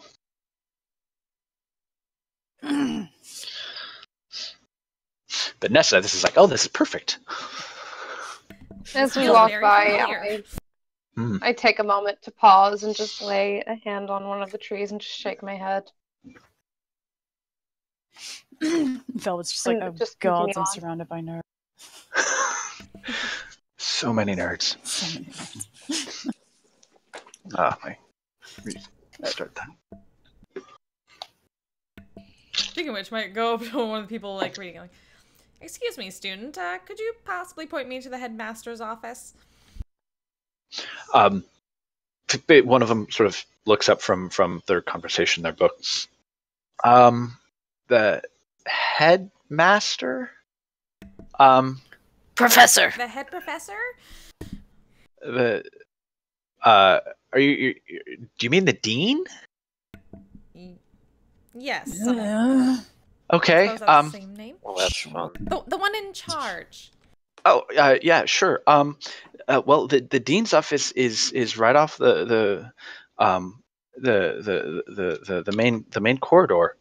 So he kind of like leans around the group of people that he's with, kind of points down the way, through through those double doors, and then through those double doors, and then there's some more double doors, and the person to his left, she speaks up. She's like, no. You go through the first double doors, and then you turn left, and then you turn right, and then you go through that set of double doors. And he's like, oh, right. Yeah, you've been to the dean's office, haven't you? And she's like, shut up. We don't talk about that. He's like, right, so don't go through the second set of double doors. That's actually that's the that's the restricted section. He sort of whispers quietly. I don't know if my mic picked up the whisper or not. He said it's the restricted. It did. Yeah, just like, Yeah, That's where the restricted. screaming books are. Yeah. Yeah. Restricted. Yeah, it's reserved for just upperclassmen and instructors. 649.65. But yeah, I mean, I don't know if there'll be anyone there at night, but that's how you get to the dean's office. You're more than welcome to go. Thank you very much. Sure. Is it night? It's getting there. It's twilight, sunset, Okay. sort of thing. Well, perhaps if no one's... She turns back. Perhaps if no one's there, Cheers. we can at least leave a note. We're Or at not least even find sure out if their this is who hours. we're supposed to be contacting. Well, we don't Yeah, have I much think to go on. Better than nothing. You'd think they would have left us some more information, but A name would have been handy. So we I had suppose it. when one is being We just have chased the and professor. fought with by metal people, one does not have much time for the details. Or they did not expect us to not know. It's possible. I don't know. Well, either way, I suppose we head to this dean's office. Anywhere to get out of this place. Right. Well, technically, we're heading further into this place. Yeah. Okay. You have not seen any of those construct people, by the way. I mean, for those of you who are actually familiar with Eberron, this is metagaming a small smidge. You haven't seen a single Warforged. Yay. You don't know what that means. Yeah. Don't worry about it. Character doesn't know what that means, but you might. Right. Yeah. I do. Okay. I mean, My character in another campaign has a set of gauntlets that is possessed by the soul of a Warforged. Well, let's see if we can find this dean, was it? And maybe they'll know who the professor is. That's an interesting name for a headmaster. I don't know what it should be Headmaster called. Professor. Dr. Professor Headmaster.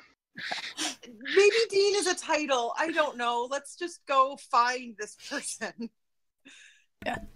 At this point, Velvet is definitely opening up her bottle and just taking a swig straight from the bottle. Well, Same. kind of frustrated and wants to figure something out. This is so not her realm of expertise. Okay. Literally not any of our realms, most probably. Well, yeah. Right. I mean, as far as like what she's done, she knows that much. It's not.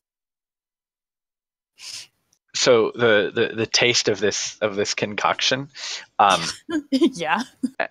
as you take a pull, the first thing that hits you is it's like a mouthful of dirt. But as lizard folk, wouldn't I be okay with that? oh, probably. But after a moment, the heavy tang of peat fades, and what's left behind is something that is spicy and slightly sweet. But it's definitely something that you don't know if you've ever experienced it before. Okay. As you move through the set of double doors, you can see in front of you very ornately carved sort of large, heavy wooden doors that are just covered in markings and runes. And there is a plaque sort of embedded in the center of the door. It looks like it splits in two if the door opens. It's just sort of a big brass plaque that basically is just a giant thing that says "No underclassmen." No. And then off to the side is a small door. Can I tell what the runes are? Just sort of general magic runes, likely runes of warding of various types. I mean, it's like this is inlaid with lots and lots of magic, but they've done it using where instead of like marking it with maybe chalk or ink or something that might be temporary or fades, it's carved or it's inlaid with metal or something like that to sort of make a permanent fixture. Go ahead and make an Arcana check for me. Anyone with Arcana can certainly. Do not. Nope. Okay. 28. And 28. A lot of these runes are not designed to keep someone out. All of the magic is to keep things in. Yes. With a Standard small section. minor section of not like there's a magical arcane lock of some kind on it, obviously. I mean, it's like literally written in brass and silver. But a lot of the other enchantments are not. directed it. Like it's not going to explode when you open it, right? Does anyone have any training in nature? Yes. Yes. I do. Okay. That's my So those- thing. So one thing you notice about this wood is that the door themselves, I mean, it's probably a good 10 feet wide each door. I mean, this is a massive entryway. It is a single solid piece of wood made from what must have been an ancient tree, judging by the natural whorls and patterns in the wood. Something I would just give have it been a look of disgust. very, very old. I've been here for Certainly 5 have minutes the and I hate restricted this section. place. Well, we don't need to go there. Yeah, Or it's not do looking we? for that. Plus, Let's- you wouldn't want to go in there. There's probably something that would kill I'm you. keeping an eye on our 2 drinkers if they go anywhere near that door. Well, it just turns in the direction that they were told to go to get to this dean's office. Sure. Okay. So as you step through, it's a small side corridor passage. It's got a number of small potted plants running along it, and then there's a sign that says Dean's office above the door.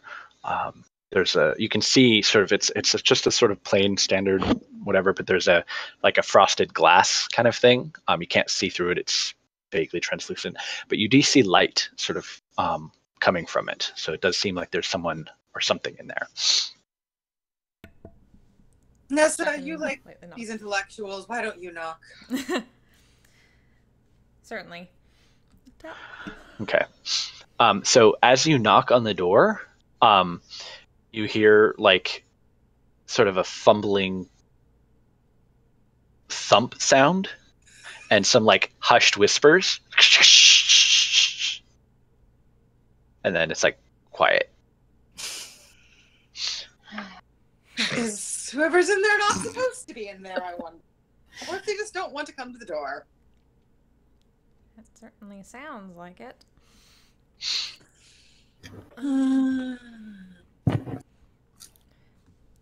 Can I just open the door? The drunk. I was gonna do it if you did. Look, I also have a -1 charisma modifier. I don't care. They're kind of looking at each other, and you just shrug, and you're like, "Open the door." It's not even locked, and you open it up, and you can see, it looks like a small entry office. There's a desk like right by the door, a couple of chairs. Looks like a waiting room almost or something. And then opposite is another door that is slightly. It's like you can actually see it slowly opening, like as if someone had like just stepped through. The room is lit by a lantern that's sitting on the desk. That seems very out of place, but the lantern itself has looks like it's got a light spell or something inside it. It's a non-natural fire. Curiouser and curiouser. Hello. Yeah, Nessa's walking through, peeking around really quickly. Okay. Seeing if she goes out of the opening door. Yeah, this definitely looks like some kind of secretary's. Like this isn't the actual dean's office. This is the where the secretary for the dean might sit. But yeah. Does it Go look to like the next anyone's door, been because here this is weird. recently? Yeah. Sure. Okay. So you push open the other door, and this looks a lot more like someone's personal space. You can see a lot of. It looks very lived in. The floor has a number of soft carpets run across it. There's a sort of a small table and chair, a couple of chairs sort of directly in front of you, and then off to the side is a much larger desk, a lot of bookshelves along the walls, some cabinets and things like that. But this room is dark, so unless you have something that lets you see in the dark, there's nothing. I have that you dark can see. vision. Yeah, Valna's looking Me in. too. She's got 120 feet. Sure. Nessa can cast dark vision on herself. Right. The elves so, are all just leaning in. yeah. Elf! So you're Elf kind of party! blinking and like, oh, I can't quite see anything, and then just like all the elves sort of lean in, and what you see is you can see there seems to be someone sort of crouched behind the desk of that front room, or they seem to be hiding in the dark. Hello. You're not We pretty can good see at you, hiding. you do realize. You're terrible at hiding. Really We're a bad bit at it. noisy. She's not wrong. You hear sort of an exasperated sigh, and a human, male human, he sort of stands up and he looks at all of you and he just like freezes.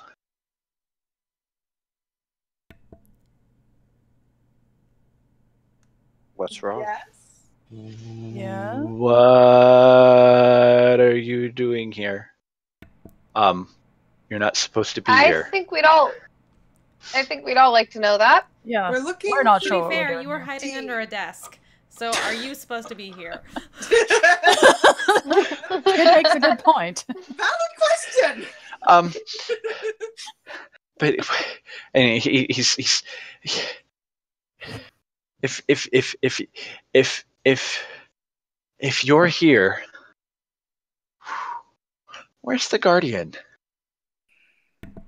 The The what? what? Guardian. So like with The her- guardian. I think he knows who we Guardian are of- somehow. The guardian. What? The sanctum guardian. The one. Sorry, there's a gnat or something flying around here.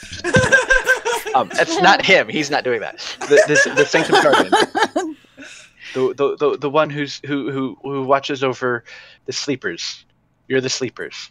What? Sleepers. What? Would you please explain what's going on? You seem to at least understand. You seem to know more than we do right now. So Yeah. Everything. Are you Just, the professor? just tell How us about everything. that? No, gosh, no. I'm the apprentice. So you know who The we're prof- talking about. Good. At least we're getting somewhere. Alright. Do Yes. any of you have actual names instead of titles as names? Yes. And what is yours? We could start with that. He pulls out the notebook and just gets ready to write. I take a drink. Ah, So, Patrick. I'm Patrick. well, Writing nice that to down. meet you, Patrick. And so you're the weird name. sleepers. And What? you should not. Oh. Okay, Oh. start. And At the he kind of like beginning. he sort of like, oh boy. Yeah, start with the definitions of things and then breathe, go from buddy. there.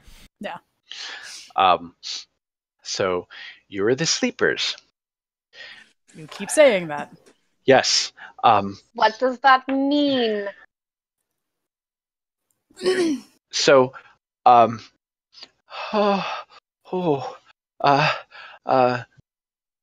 Calm Breathe. down.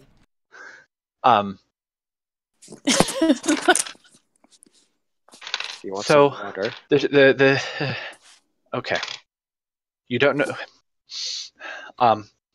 Oh, this is bad. Right as he says, "Oh, this is bad," you feel like a very slight tremor under your feet. Swords out. Oh, I don't think those are going to help you. So the sleepers, are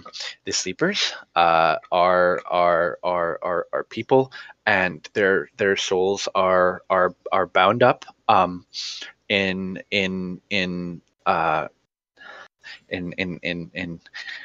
the conjugation. No, not the conjugation. The confirmation. No, the convocation. Yes, their souls are bound up in the convocation that helps bind the city to the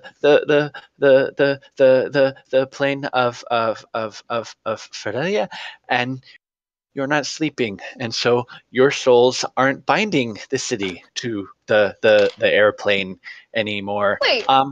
Wait. Are you telling me that you expected us to just sleep forever to hold this shithole together? Well, Did we volunteer for this? I'm pretty sure I would not have that's my agreed to question. this. Do we? Was this a? We can't remember anything. Who's to say we did? Was this a voluntary thing, or do I need to have? It's with some, and by words I mean. I would not have volunteered for this. Well, you see, so there's oh goodness. So the Guardian watches Can over you the stop sleepers. freaking out of focus, please? At Velvet just takes her flask off and hands it to him. Takes a big swig. It's also, I want to say, it's probably like moonshine in there. Oh, it's your flask. It's the flask. It's her hip Okay. flask. Sure. It's not the bottle. It's the hip flask. So he takes like a really long swig. Oh, sorry. Probably should. Sorry, that's my. Shut. Be You know careful. She's okay. That looks good. Yeah. Can I have some? So, Yeah. The Passes it to. Hands it over to Darastrix. So the sleeper souls help keep. I pass it back. Keep everything connected, and the Guardian watches over the sleepers. And if you're here, that means that there's no Guardian. And oh boy. So I really need to talk to the professor. We'd like to do that too. So would we. But first Was things the first, Guardian, a woman? Or Or a large Yes. metal or a large? thing? Large metal. No. The woman. Yes, Oh, the Guardian is the woman. woman. Okay. Yes. Okay. She watches over the sanctum. Not anymore. She doesn't. Oh.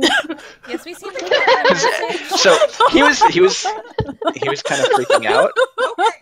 But when you said that, like his face was like it just drains of blood. Calm down. Let's find. I'm Do you know where the moving professor around is? behind him in She case just he told us to find the professor. Casey's Yeah, face. she told us to find the professor. So where is the professor? He's been missing for a while. I was actually trying to see. I was.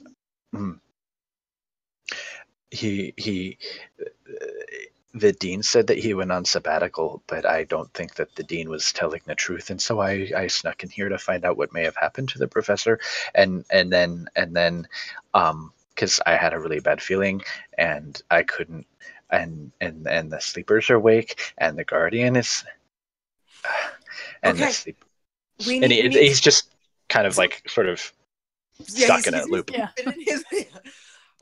Okay. So the dean said the professor went on sabbatical. Don't know what that means, but okay. He took a leap of absence. Is that what that means? Great. But you don't think he actually did? Is what you're telling me? You think something happened? Yes, the professor would never leave the city. He can't. He's duty bound to stay here.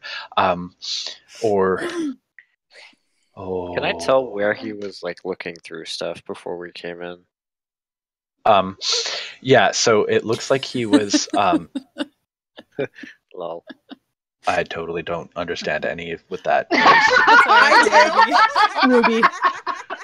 Team Ruby. I just saw it. It's a show. Oh, awesome. It's a Rooster Teeth show. That's a rooster teeth. Oh, wow. Yeah, I think I watched the first season or two of Red versus Blue way back in the day. So it looks like he was going through. Oh, yeah.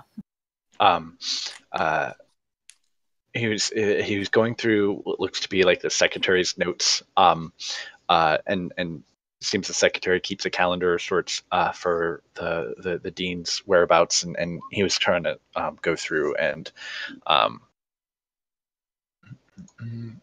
identify. That animation style looks familiar. Is that Ruby? Yes. Yeah. Okay. Yeah, from mine. Yeah. Sat me down and had me watch one of those episodes. And that's Professor Osmond. Okay, gotcha.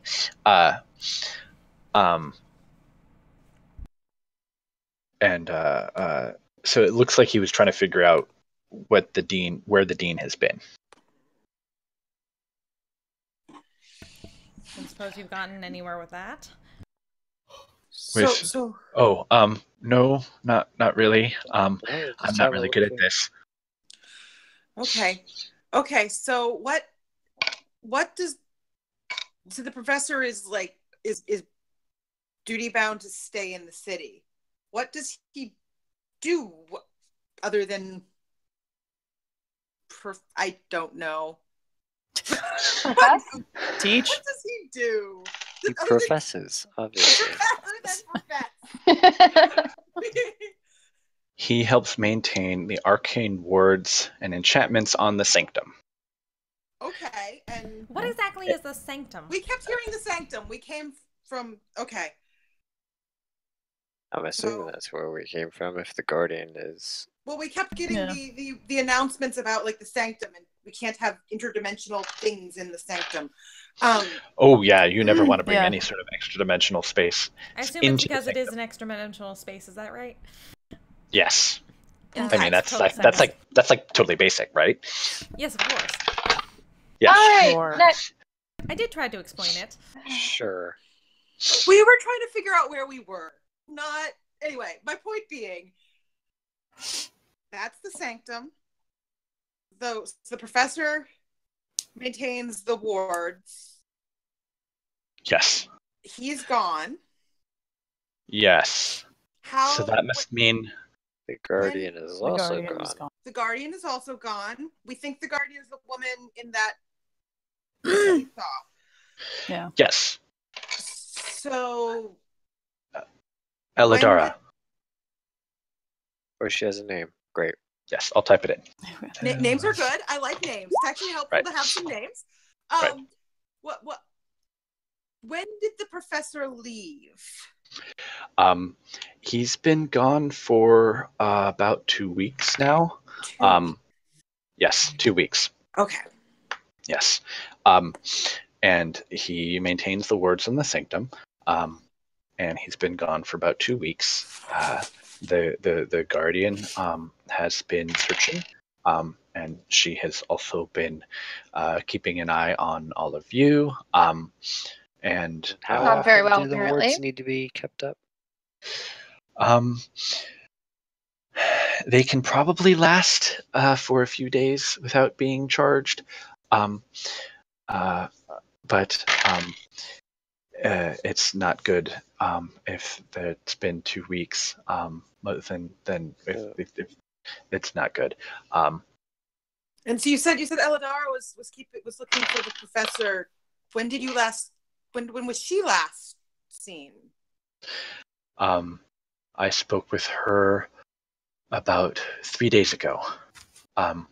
She said that she was going to go for another search in the sanctum to see if there were any notes or any messages left behind by the professor. And she said that she had checked on the vault and the sleepers were fine. The vault's security had not been breached. And that I should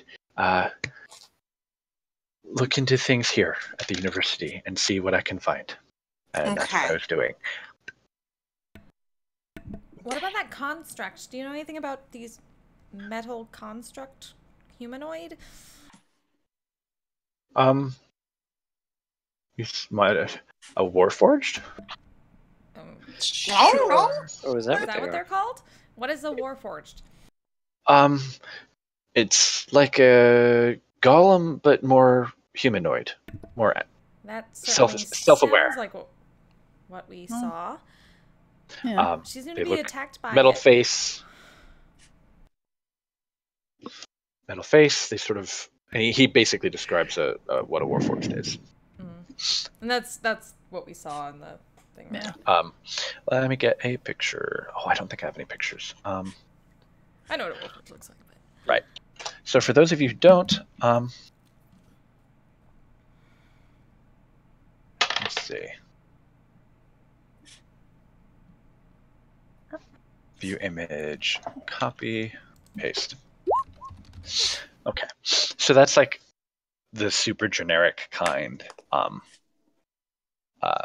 But the one that you guys had seen was had sort of blackened layers of heavier metal, sort of as like a chest piece and pauldrons, and sort of a bright glowing purple symbol sort of in its forehead.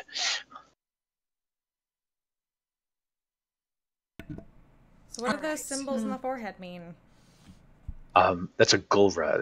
It's like a warforged thumbprint. It's unique. Every warforged sort of has a unique one. Okay. Should we look more for information here, or should we perhaps leave since we apparently shouldn't be here? Well, I mean, we know more about what's going on, but we certainly don't have any leads about where to start fixing. We don't. Yeah. Yes, and we need to figure something out. But well, I would have it look through these, and I just kind of look. Yeah, if you haven't finished searching, perhaps we can do so quickly. I don't want to. If the dean is misleading you about where the professor is, that seems concerning. You said something about a warforged and the guardian. Yes, Mhm. there was one in the major image that we saw from her. That appeared to be attacking her. Something Oh no. It had a purple mark. big, black, kind of scary looking. Oh, black armor, kind of Mm, big. Yeah. Sort of like a swirly, angry purple right here in the Yes. forehead. Yep. Oh no, that's not good. Please Oh, explain. that's- Anything good? You say that a lot without context. Well, he's We He understand. shit We from the understand magic it's bad. school We bus. understand. We want to Oh, try to bad. make it Oh, bad. better. Oh, bad. We want to try to make it better. But if we don't understand what's going on, we can't do anything. well. You see. So okay. So that's he's not just any warforged. He's okay. So that is he sort of like very quietly whispers. Lean in. That's the Lord. Oh, I can't actually whisper because they can't hear me. But he says it's the Lord of Blades. The Lord of Blades. Yes. He's the one who's leading the Warforged the Warforged uprising, and he's the one who has been fighting to take back the city, and he wants to destroy the city. Okay. Well, that actually. Would he know about us and what we apparently were doing? Because that makes perfect sense. Yeah, so that might make sense. That might make sense. So, nobody's supposed to know about the sanctum. And if he's in the sanctum, that was really, really bad. That's not good. I don't know about the rest of you, but I don't know how I feel about trusting people who apparently had us locked in some kind of magical sleep that may or may not have been against our will without some more information. I don't know, but this is the best lead we have right now. As much as I'd like to agree, I'd like to know the situation as much as possible first. At least in a place of learning, I can find out some information. Yeah. It seemed that Eladara expected us to know what was going on.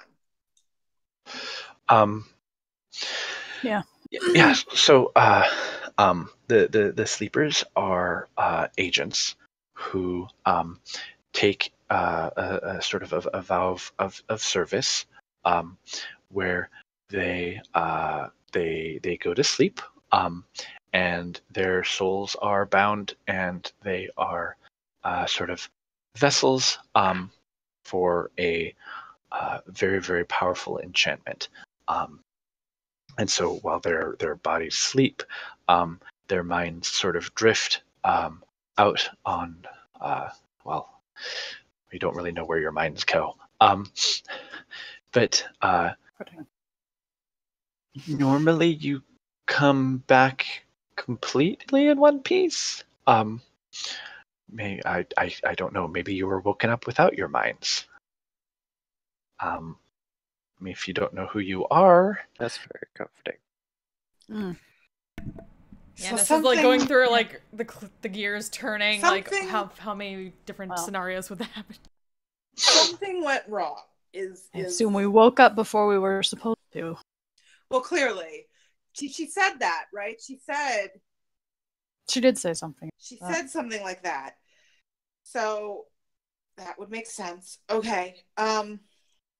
I don't know. Vana says, I don't know, and looks at Nessa.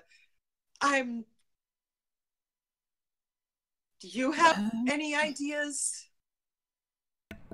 Questions, You ideas seem to be about the one who what? about what's going on. You seem to understand. Pretty sure you're the I brains certainly here, I kid. understand the... Do not call me that. And then she keeps going. I can understand the... 90% sure I'm older than you. Let's not go there. Yeah, she's like glaring daggers, just like the Ed Is this Elric really type. important right now? I have to think. I certainly understand the arcane lore behind some of this stuff, but without knowing all the information behind it, I can't quite figure out what would help us in this situation besides getting more information as we help them. So we need more information. Unless you know unless there's a caster here who's fairly good at memory magic or these sorts of bindings. Could punch you and see if that helps. Not my area. On the size a little. All right. So right now we have you. Hey. The apprentice. We have. We know The hell? that apparently we're supposed to find the professor. Professor is missing. Eladara was looking for the professor. I'm just like she's very clearly trying to put the pieces together, but like she's not like logic isn't her strong suit. Yeah, Nessa's just filling it as she's going through that, like filling the bits from her notes that she's been taking this whole time. Like, so Eladara is also missing, but we saw this Lord of the Blades attack her. So something bad probably happened to her. But we don't know. She might be okay somewhere. We don't know. We don't have any clue about the professor, and we don't know where this Lord of the Blades is, except that he's leading some sort of uprising. And none of us have our memories. This is wonderful. My favorite thing is not knowing anything. Yeah. Well, we don't have our memories, but at least we have our minds. So let's put our heads together and figure this out. So how far have you gotten into looking through this place for information?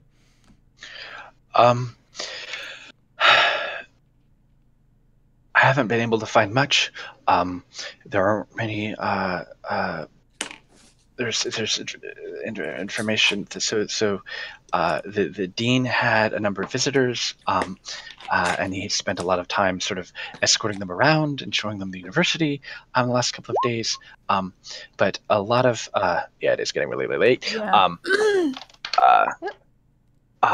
And I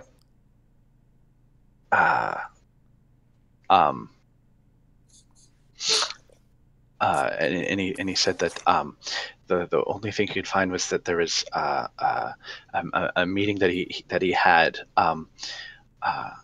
at one of the inns here on the row, but they just said that he had a meeting. There wasn't any information about who he was meeting. Which inn? It was one of the restaurants on the row. Yes, which one? The Bony Dagger. Bony. Let me type Bony Dagger. Writing that down too. Yeah. And I suppose you haven't come across anything here that looks like it's in a cipher or something you can't read that seems suspicious. I didn't think about that. And he kind of just kind of hands over the notebook, but it's written in a sort of a very, very neat hand, lots of notes and stuff, but nothing seemingly out of the ordinary in terms of a cipher. Okay.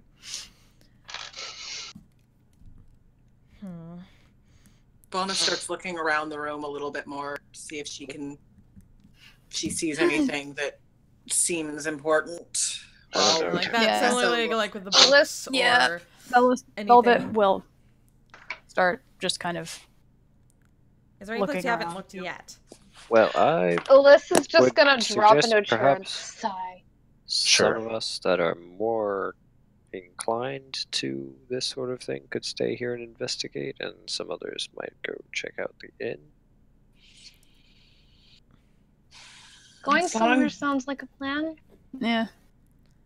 That's not a bad idea. We'll need to figure out how to meet back up and ensure that no one gets more permanently separated. But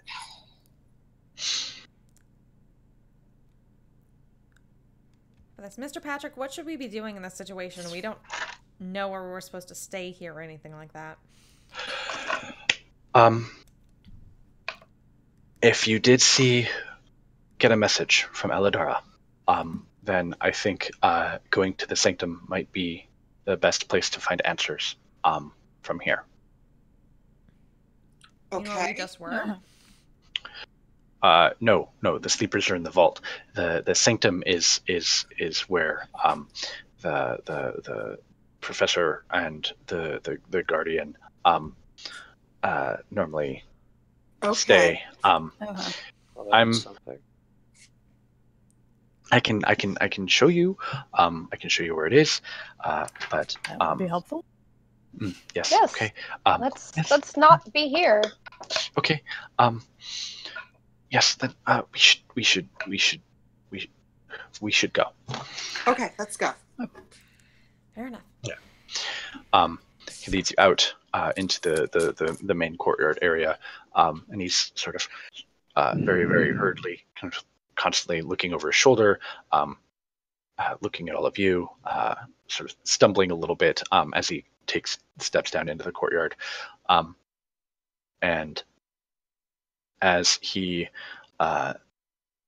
is making his way across the courtyard, you hear a sort of shout and a scream as a large shape sort of steps into view of that archway that leads into this open courtyard, as this sort of massive shape kind of steps into view. Okay, I didn't have it Whoa. pre-uploaded, but that thing. Velna's hand immediately goes to her weapon and she has her shield. Yeah. Bow is out. Ines is Sword clutching her is bow. out. Oh. So this giant mechanical bipedal something kind of steps into view, kind of like has to hunch over a little bit to get underneath the arch, and sort of every step it kind of takes, you feel sort of a slight shake as this thing has got to be thousands of pounds, kind of shoulders its way into this courtyard, and you hear shouts and screaming, and just people just start scattering. And as you can see, it's got this like massive basically hammer and a blade of some kind, and it's kind of scraping one against the other, and sparks start flying. And it's kind of like its head is sort of searching and scanning, and it kind of comes and stops on Patrick, who's basically just standing there, kind of frozen in front of you, as it sees him, and then starts to take a step forward. And I'll have everyone roll initiative. Yeah. I was expecting that. Yeah. Oh, Okay. great. That's a lovely That's- roll. Not terrible. 20. Yeah. Uh, I rolled a 5. 19. Yeah, I rolled a 5. I don't for a have- roll of 9. I don't exactly have tokens, so let's see. Let's do this here. All right, That's 7 for me. let me get a marker. I knew I should use the other die. Where's the Other drawing die would have been tool? much better. Drawing tool. Oh, freehand. Small. Okay. All right. So we have. Velvet just kind of cracks her knuckles and is just like, all right, this is a little my speed. Okay, freehand. Okay, that's not what's supposed to happen. Sorry. I got 20. Okay.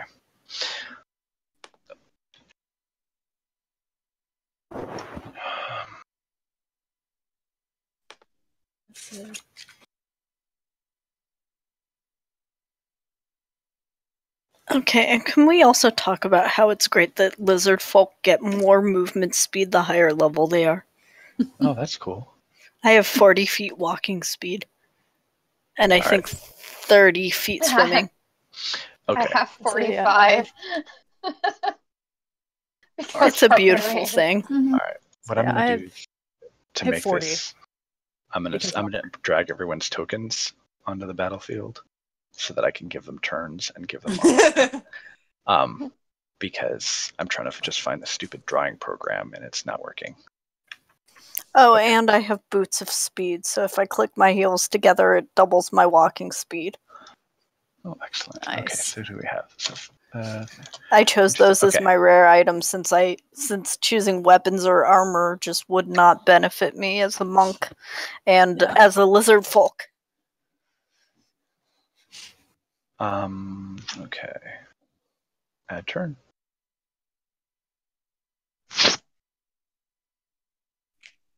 Okay. So it's technically not Briella and technically not all those other characters, but we'll make do. And Morgan. probably not doubles of everybody either. Oh, did I accidentally? Oh, damn it. Okay. All right. Yeah. So we all know our 1, 2, 3, we all know 4, our 6. normal characters, so we can Right. figure that out. Okay. Where's the token? There it is. Okay. All right, so 20.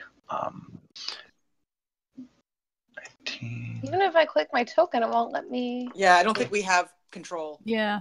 It's It's fine. I mean, if you want to, you can enter it, but right. I'm Yeah, just 'cause putting it up someone's so we bad. have it. Right. Oh, yeah, I'm having to translate names and all of a sudden. Okay. 9 and. Okay. There we go. I think that's everybody correct. yeah. Okay. Okay. I need to roll initiative. Okay. The bottom two are out of order. Yes. There we go. I don't get an advantage on initiative yet. All right. I just need something. We just both rolled really shitty initiative. It's okay. Yeah. Ugh. Yeah. See. That's okay. I'll take a shitty initiative roll over a shitty other roll. Yeah. Yeah. Stop Okay. complaining.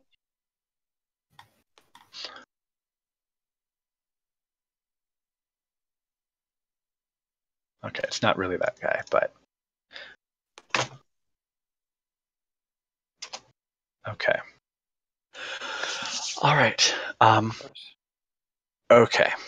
So we have. Oh, I'm not translating very quickly between person and. Yes, So Nessa. Nessa, yes. You go first. All right. First things first. She's calling over to Patrick, or his name was. You know these things. Give me strengths and weaknesses, quick. It's immune to mind magic. It's immune to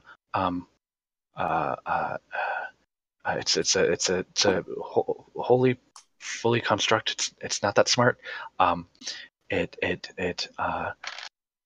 can't be charmed. Anything that affect the mind will not affect it. But it has very, very strong armor that can turn away the blows of anything that's not enchanted or magical. Fireworks though, fire is very good. Okay, good with fire. Does it have ranged weapons? No, but it's got really big arms, and he's like backpedaling. All right. So fire. Good to know. Thank you. And she goes with said about intelligence. So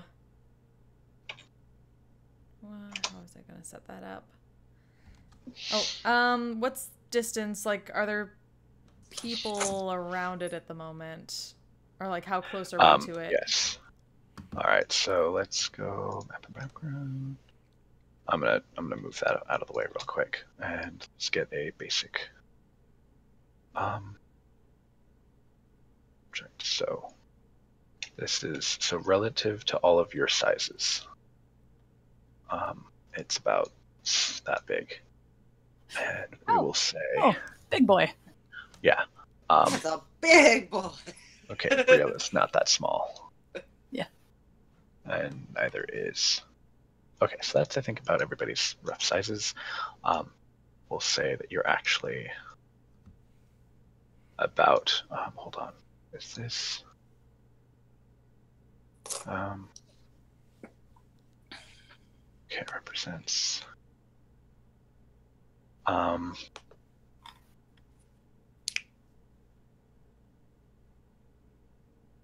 just totally forgot the character's name. Oh, right, Elias. Okay. Save. So I think I just grabbed the pictures instead of your actual tokens, but I'm going into the settings and I'm making them represent your character. So you should be able to log in, or you should be able to manipulate them now, if you want. Okay. To sort of position yourself how you want to be. And I'll draw quick. Yeah. All right. Save. Okay. Draw quick layout. Let's see here. So about how oh, this thing is like super heavy, isn't it? How far away is it from us? Yeah. It's about that far. About About 60 feet. almost 60 feet. No. Right. All right. Okay, that's done.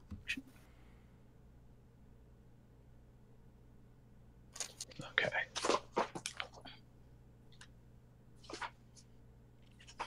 So this is sort of the exterior of the sort of grassy green area.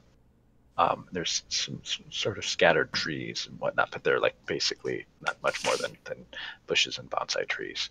And then there's sort of like a hallway that wraps around. Oh, that wasn't what I wanted to do. There. Okay. So that's roughly the shape of the room. And all right. So you've got a few small trees.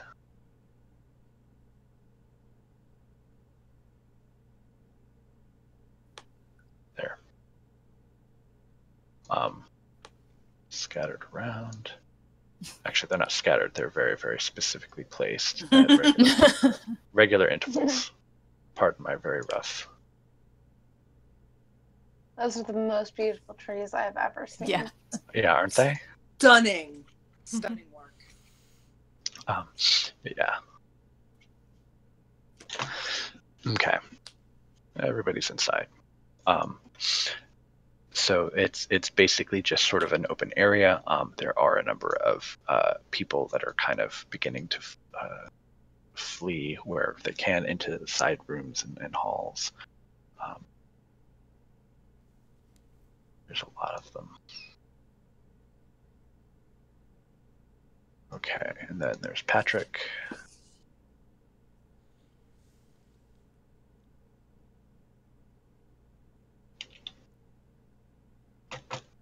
Do any of these have names on them? Oh gosh, Names? hold on. Part of my interface is getting wonky. There we go. Yeah. Like a text or something underneath them. No. Okay.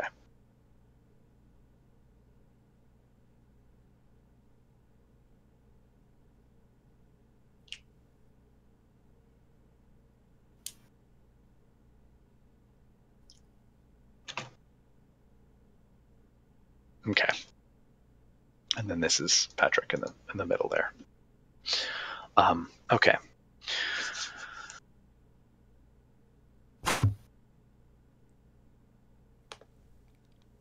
All right. So that would make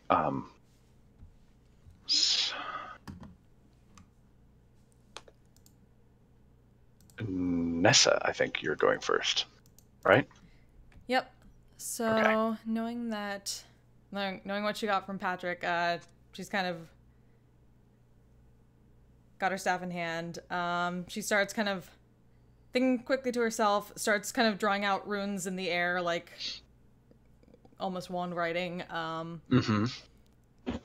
Starts changing some runes, shifting things up.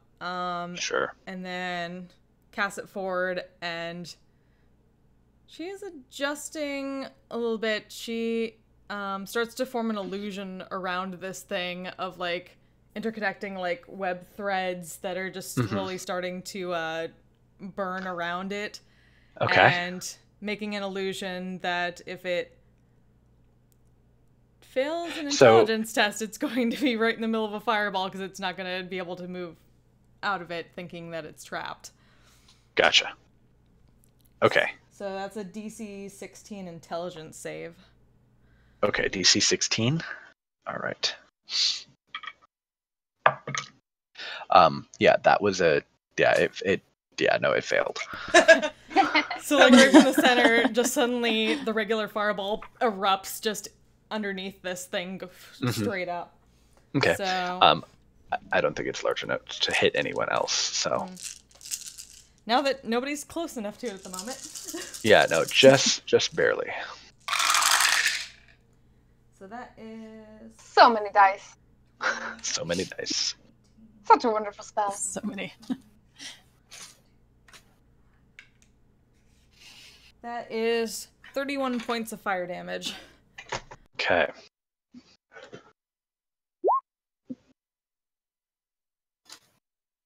What? What do we have grunts now? And then she is getting the heck back away from that. Oh yeah. All yours. Yeah. So as a construct, it's also immune to being poisoned. The only time I can do that. Okay. All right. That would be Darastrix. Okay, do you see how far ahead I'm measuring?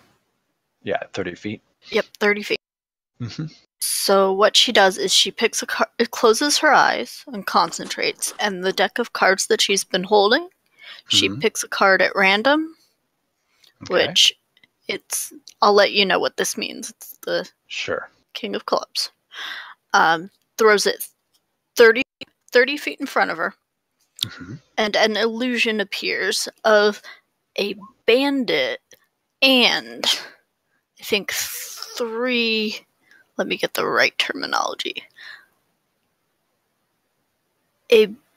Hold on. It was King of Clubs. Bandit captain and 3 bandits. Okay. And they stay over the card for now. Gotcha. Okay.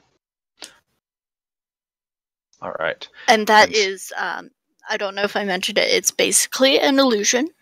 So let me know if it's, doing an investigation or actually caring about it. Okay. So how does it? So is it like a DC, or how does the Okay.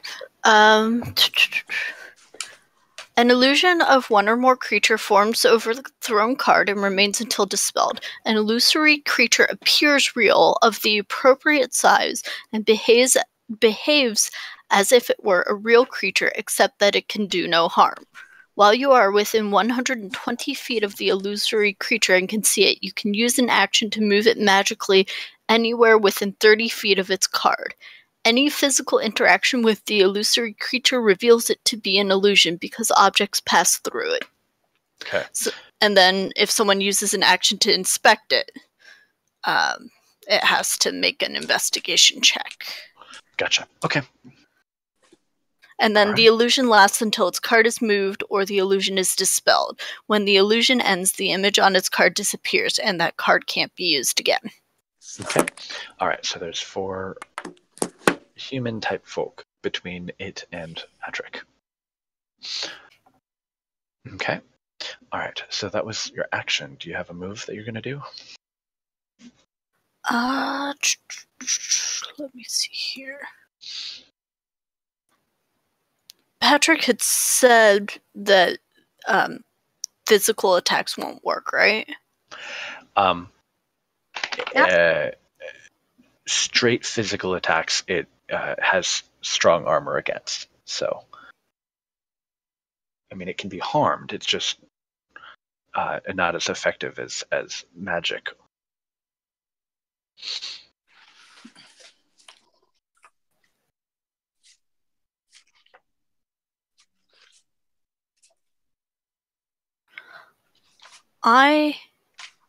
Let me see here. No, it's one or the other.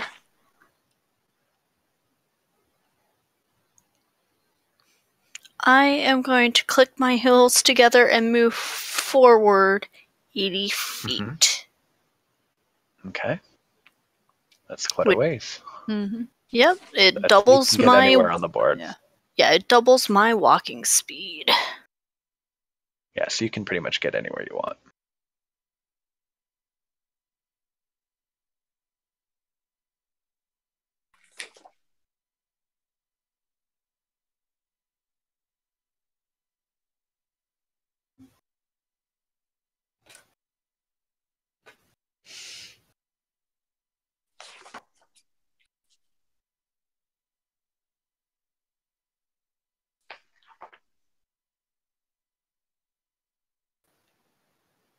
I may regret this, but hey, 1 shot, and I have natural armor. So that would be my bonus action. And I believe that ends my turn. Okay. All right. This puts us at Velvet. Okay. All right. Bonus action. Okay, so starters, bonus action, I'm going to spend a key point and use Step of the Wind. Okay. Double dash, essentially. It doubles my movement speed. Okay. Action. So that makes it 80. Just gonna run right up to this one. Sure. Yay! Yep. Time to rumble. And I am gonna. I can. Assuming I heard that just straight physical attacks are not super effective against it, so I'm gonna hit it twice with Shocking Grasp. Okay. Because that is my cantrip I took. And would this count as having metal made of armor made of metal? Or would it this is, So it's metal? I would say it is not wearing armor made of metal, but considering it most of it is made of metal, that it would apply. Okay, so I do get You got to advantage on level the 6. attacks. Okay. Then your fists are magic. Magic punchy. Magic punches. Magic punches. Yeah. Her name is Thunderfist. So, well, Okay. she picked Thunderfist, so. Alright. Melee spell attack. I don't think you can do that twice. I think that's your one attack action. Yeah, if you cast a spell, that's what you get one action. Yeah. So, does it count as cantrips? Yeah, it's a cantrip. Oh yeah, so it doesn't matter. It Take doesn't a matter how spell to is do it. different from attack action. Okay. Yeah. Alright, then I'll just hit it once with Shocking Grasp and see what happens. Okay. Well,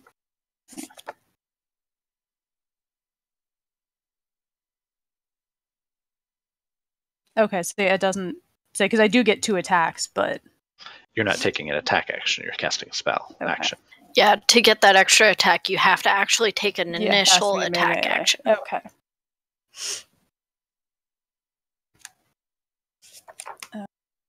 That I learned from watching a little grung monk.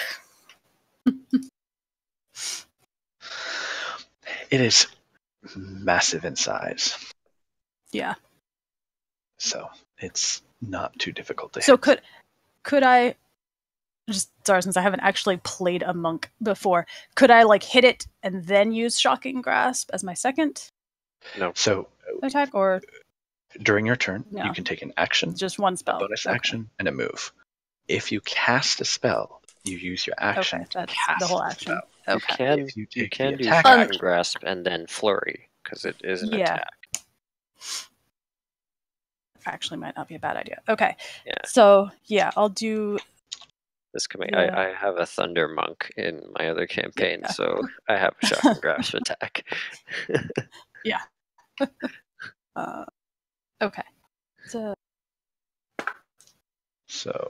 that's not good, but I get advantage.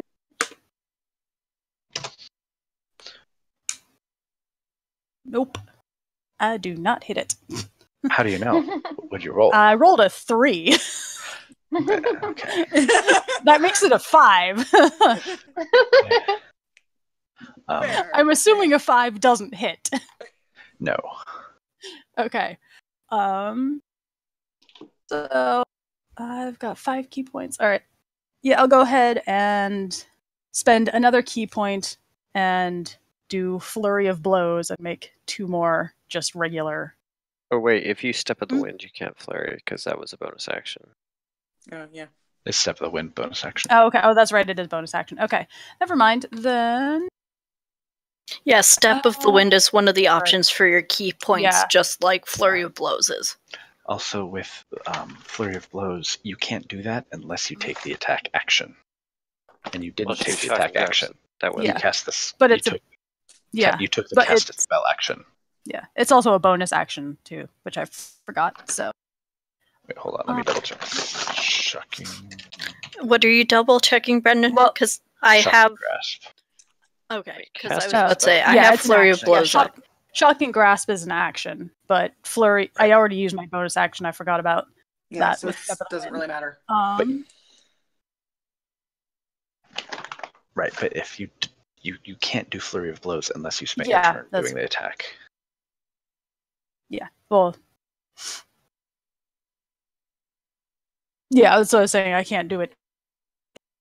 Also, because it's Either way, bonus action. right. But yeah. Okay. So you All got right, your so- move. So you still have your movement. Left Because you took your bonus action was to double dash. my movement speed. Oh, I see. Gotcha. Yeah. Yeah, it doubles my movement speed and allows me to dash as a bonus action, I think. It lets you take a free disengage or dash as a bonus action. Yeah. So you move and you dash. Okay. Yeah, it doesn't. We're double all your learning how movement monks speed, it work. lets you dash. Oh, I'm experienced with monks. Let's The go. more you know. Whatever. Jump. Okay. Still, Yeah. but yeah. Okay. But yes, Oh, that's I'll just that's stay right partially there. what the one shot's for, is to play with the new class. Yeah. Learn it. No worries, no worries. Okay. Anyway, yeah. Okay. Double It's true. I jumped it. Right. So it's basically just stepping forward, stepping over and through you. But it will take so it will charge, making an attack against every creature it passes through, moving its speed of 10, 20, 30. So it's getting right up to those guys. Fake guys. Fake guys, yes. Makes an attack roll against both of you. And that is a, what's its modifier? Okay, +7. Okay, so it's a 26 and a 25. So I think those hit. Yep. Yes. Yeah. Okay. Okay. All right. So, okay, you both take 10 points of bludgeoning damage as it basically just bowls over you. Although, yeah, it doesn't even pay much attention to you. And then it takes a swipe at one of the illusionary guys and basically just brings the hammer down right onto where it was. And as the hammer it just goes straight through the creature and just slams into the ground, and this huge sort of wave of cracks radiate out from where the hammer hits. And you can actually you can see some yells and screams as basically shrapnel fly up and kind of hit a lot of the people sort of standing around. I have to talk quieter because Tracy's actually a little bit asleep now. So yeah, so that was its action, which brings us to Rios. You're up. Are these other people standing around? Are those enemies or are those bystanders? Those are all bystanders, and they're basically all running in the opposite direction of this thing. And they're all going to... Oh, I didn't put on... Hold on. So he has a turn. His initiative, as I thought. Okay. So there. They're all going to go on the civilian's turn. Sort of at the end of the round. Alright. Well, I am going to more or less stay back where I am.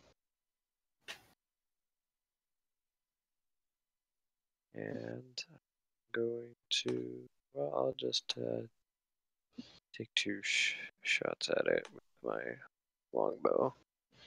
Okay. Now, this is a +1 longbow, so it's magical. Right. So it'll overcome any basic damage resistance it might have.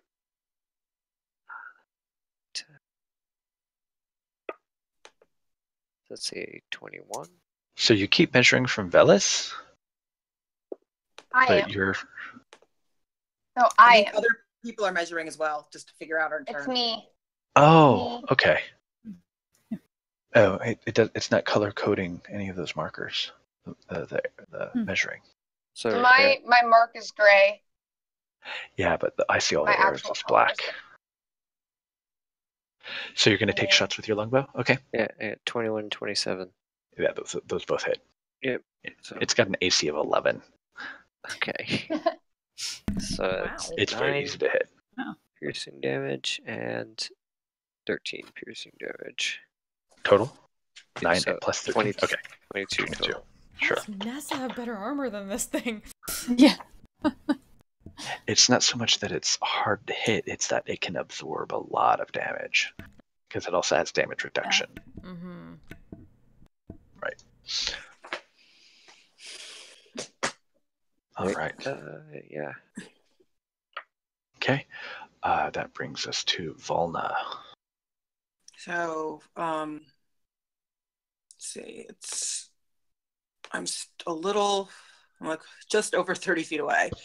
Mhm. So, I'm gonna cast Firebolt. Or not, yeah, Firebolt. Okay. And it doesn't hit because I rolled a 2 and it gives me an 8. No, not so much with that. And then,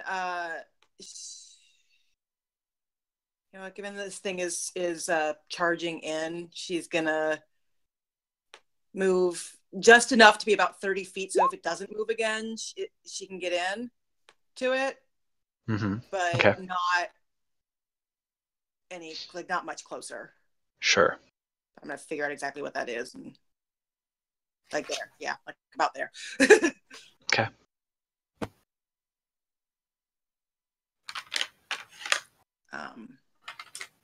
And that is her turn. Okay. All right. Bring us to Liz. All right. I am going to go into a raid. And I'm just going to charge straight through the illusions. Fuck them. Sure. Right up into this guy's face and reckless attack him twice. Okay. So, give me a moment to pull up the sheet.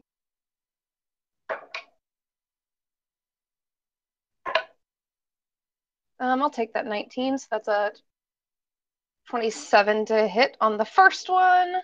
Okay. And Definitely with hits. this weapon, I'm using my Shatter Spike two-handed, Okay. which gives me an auto crit. And so I'm going to roll 2d10. That's 10 plus... That's 15. Let's go with bludgeoning damage, because I can actually choose whether it's bludgeoning or slashing with this weapon. As long as it's magic, it is magic. Right. Then it overcomes the. Yeah. So that's 15 magic bludgeoning damage on the first hit, and on the second one. Okay. So it's only an automatic critical if it hits an object. Oh, it doesn't count against a creature?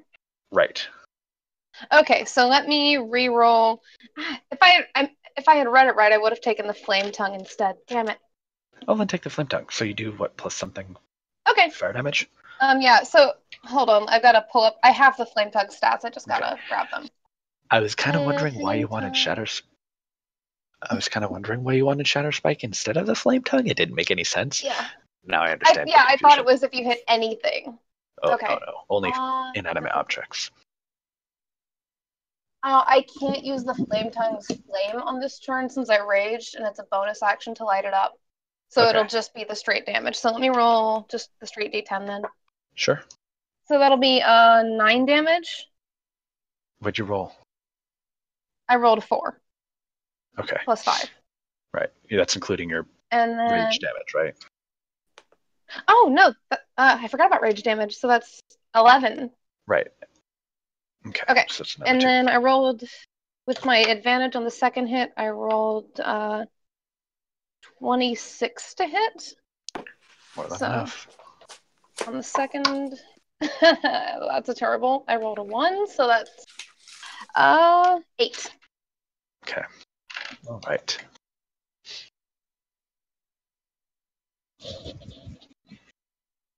Okay.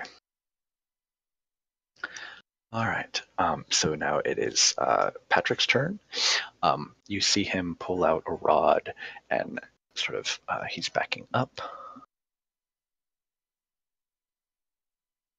Okay, so basically he backs up to here. And then with his rod, he casts a magic missile spell, which was that 1d4? 1d4 plus 1, right? Magic missile. Yeah, 3 1d4 plus 1. Right. That's what I thought. All right. That's 8 mighty damage. But he doesn't have to roll to hit. Okay, and we are back around to Nissa. Oh, no, hold on. Commoners. Run away.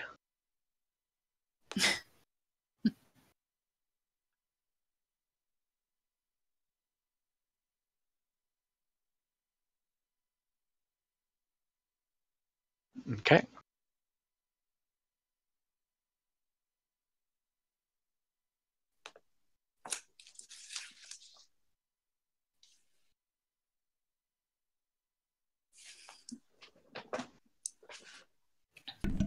So Ness is going to get some cover around here. So he said this thing didn't like fire. What were the other damages it... So it was immune to any mind controlling magic. It was immune to poison, being a construct.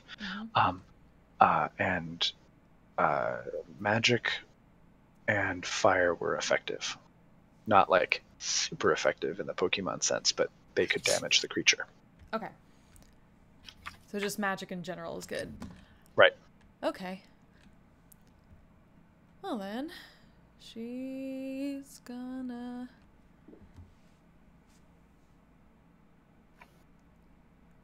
grab a diamond out of her pack and cast Chromatic Orb at this thing and try to get some acid all over it. Okay.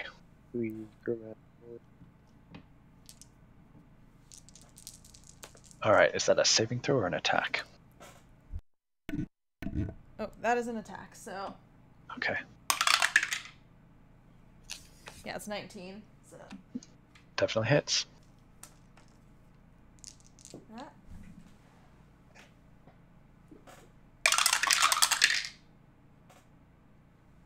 So that is 11 acid damage. Okay. All right.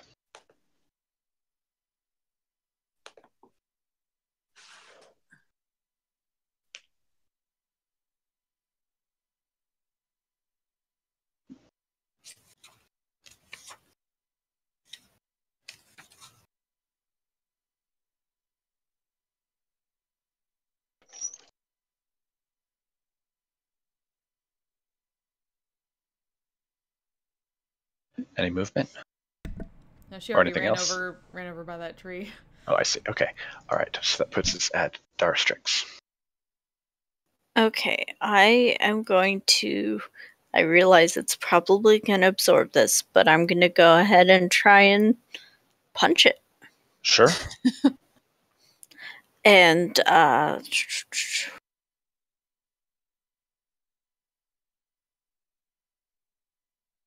okay, the first one is an unnatural 20.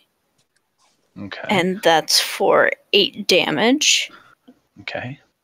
And then I'm going to spend my key point and do flurry. Okay. And then the next hit is 18 Yeah. for another 8 points of damage. Okay. And then another unnatural 20 for 6 points of damage. Okay. So that's a total of 16 points of damage in 3 separate hits. Don't you Okay. get 4? Do you have extra attack at level 5? Yeah, right? you should. Yeah, So attack, flurry, you flurry. can attack. Yeah.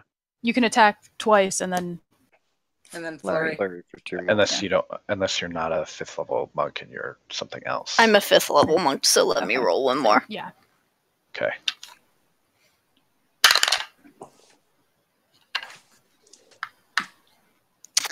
That is an 11. To hit? That hits. Yes. Its AC is 11. Okay, cool. So let me get my damage.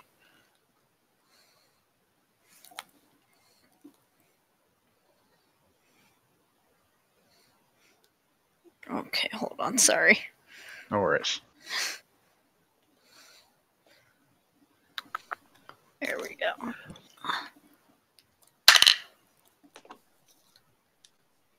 Another 8 damage. Okay. All right. That would be Velvet. You're up. Okay. All right.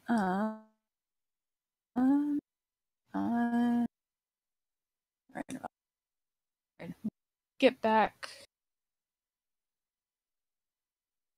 a couple feet, get a little more range, and I'm assuming. Would I be assuming I'd be proficient with the chalk? I don't know if that would count as a simple. My +1.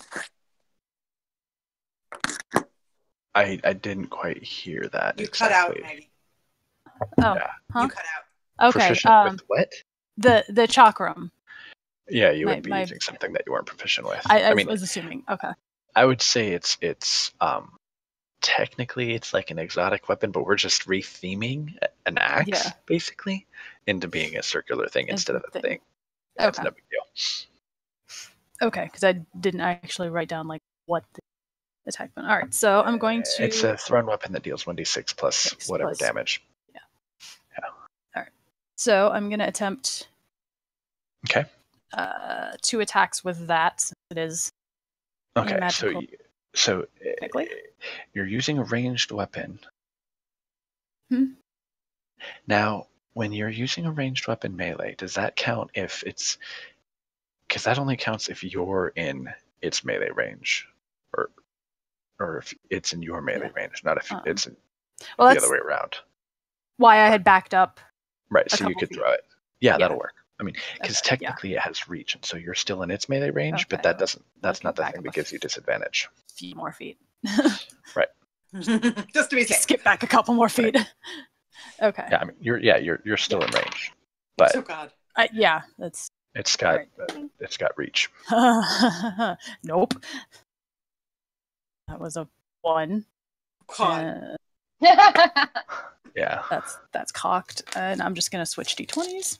I hate you, so let's switch. 8 plus. That would be. My brain is not. It is super late, you guys. I'm sorry. Yeah. Okay. 8 plus. Just gonna go with. 15 Okay. to hit on the Sure. second, and that is.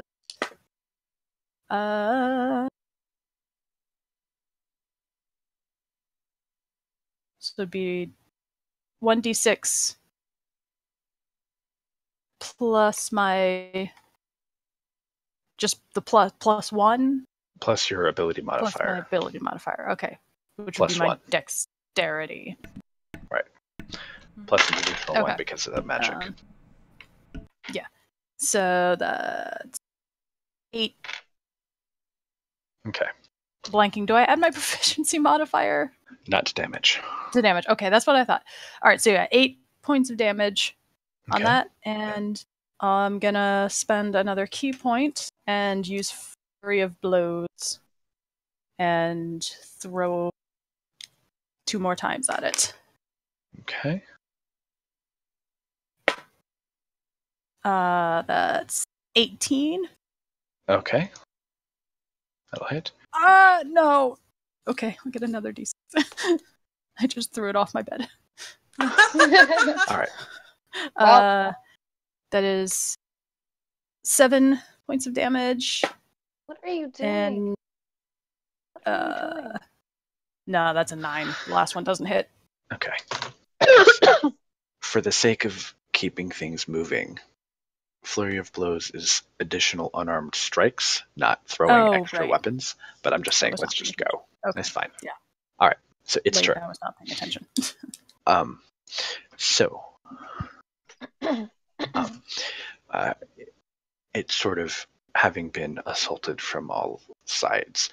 You can kind of see it is kind of bring its arms in a little bit, tucking it underneath it, and you can hear sort of this sort of high-pitched whine getting louder and louder and louder, and sort of electricity start to sort of crackle across its skin, and then all of a sudden this huge wave just of crackling energy spread out from around it.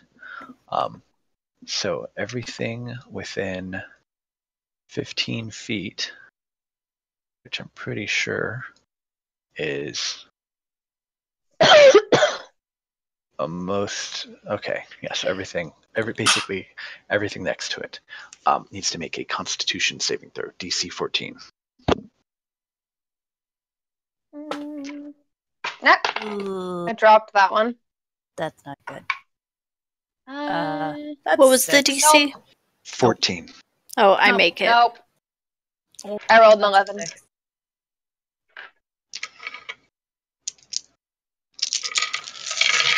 Okay. Oh god, that sounds like a lot of dice. That's a lot of dice. Well, I only have 4d6, but I have to roll them a couple times. That's not comforting. That doesn't make No. sense.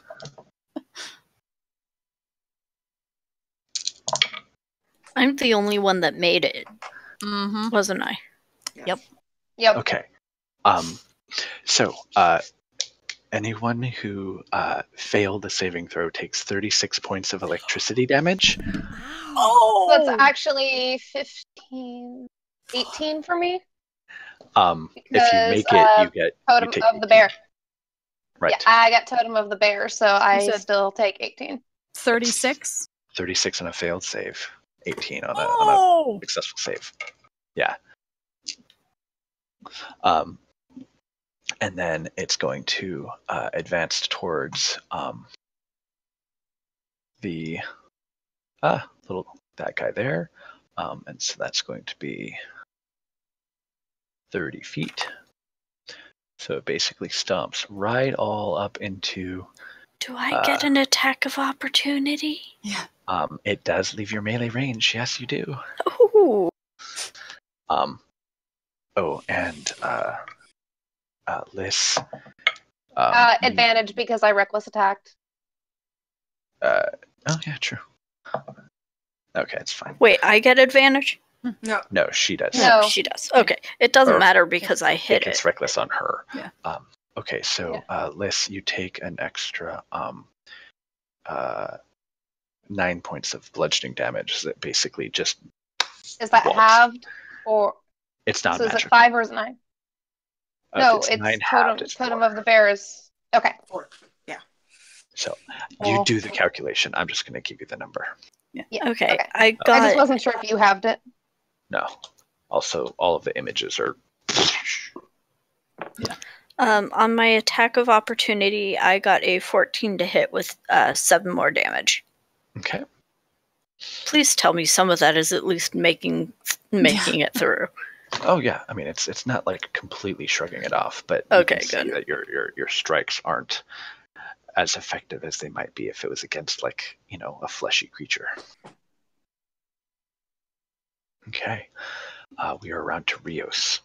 This thing is stomping towards, and it's you can tell based on its sort of angle, it's basically just looking straight at this evil the Patrick guy, and just going straight towards him.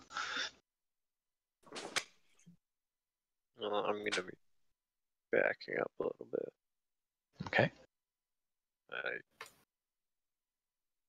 I mean, I basically want to try and stay close to Patrick as he's retreating, but the direction he's going is kind of going off the map. Right. So. Right. Well, I mean, at this point, that's actually like a wall right there. That second line. So there's like here. Let me draw those areas. So there's basically sort of that original set of double doors right here. Okay. And then there's some doors and whatnot kind of scattered around that lead into wherever. So Well, think I'll of just this. take up a position like Sure. by the doors. Think of this as kind of like that open courtyard area in Harry Potter, with the hallways and the stone arches and things like that. And then there's the open area in the middle of it. Well, I'll take 2 more shots. Okay.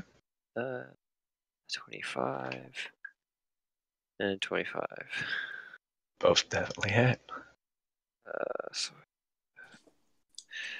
7 on the first one and 12 on the second. All right.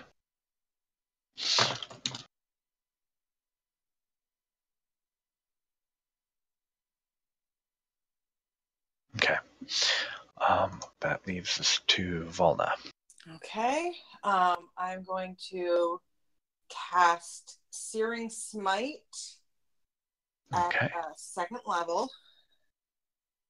And then I'm going to attack with my rapier. Construct is not a creature, correct? It is a creature. That's a creature type. It is a creature. Okay. I wasn't sure what the distinction was there. I wanted to make sure. Okay, so it is a creature. Okay. Mm-hmm. So I rolled a numbers 21 to hit. Mm-hmm. And I do a d8 damage on that. 7 plus with 11 damage, 11 piercing damage. Okay. I have a rapier of wounding. Okay. So I can wound it for 1d4 necrotic damage, and then the Searing Strike is 2d6. Okay. So that is 9 fire damage and 2 necrotic damage. Okay. It can make after taking the damage, it can make a DC 15 Constitution saving throw. And if it succeeds, then it's no longer wounded. So it takes, or no. I wound the target, and I'd actually roll the d4 on its turn. Sorry. So I roll the d4 on its turn. So it takes 9 fire damage. Mm-hmm. And then damage on its turn. And 11 piercing damage from the magical weapon. But then it'll take a d4 on its turn. Okay. All right. Are you going to move? I am. Yeah, she's gonna move, so she's still in it. She's not leaving melee range. Right. She's just not going to. She's not going to stand directly in front of this thing to have it run over her, because she can't physically stop it from doing that. Right. So. Okay. Okay. All right. Liz, you're up. All right. I'm going to run around to, say, right about here. And while I run, I yell the Elvish word for fire and light up my sword. And I'm going to reckless attack it again. Okay.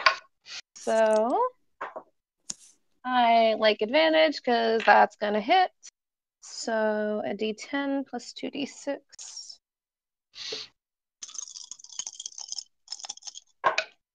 So that's, ooh, nice. 25 damage with the first hit. Because I rolled really well. Okay. Because that's a 6 plus a 4 plus a 9 plus a 4 plus a 2. And then on my second hit. Yeah, that hits. Same thing.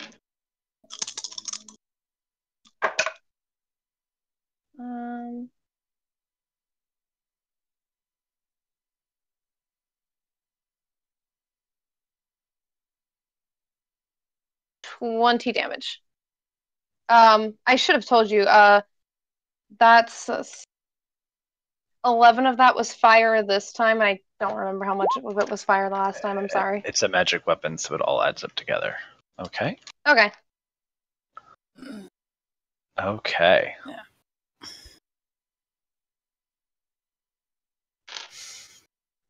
It is almost 3. Yeah. Oh shit. Yeah, I think I need to. I have work tomorrow morning. So. Oh no. Oh yeah, you definitely need to sleep. Not super early, but early enough that I should. Right. Okay. Go to sleep. Yeah. Oh, I get it. Go to bread. Yeah. Yeah. Go to bread. Yes, I need to go to bread. Yeah, this is a super late start, even for like a one shot. Maybe I should have condensed some of it, or we're figuring it out. Yeah. Okay. Well, thank you for Can sticking I it just out. beat it to a pulp and be done with it? Like, seriously. Or well, I mean, with those last 2 hits, I mean, it's actually like at this point. Brendan? Yeah. I pre-rolled, so if it even makes it next to me, in those 4 hits, there was at least 1 crit.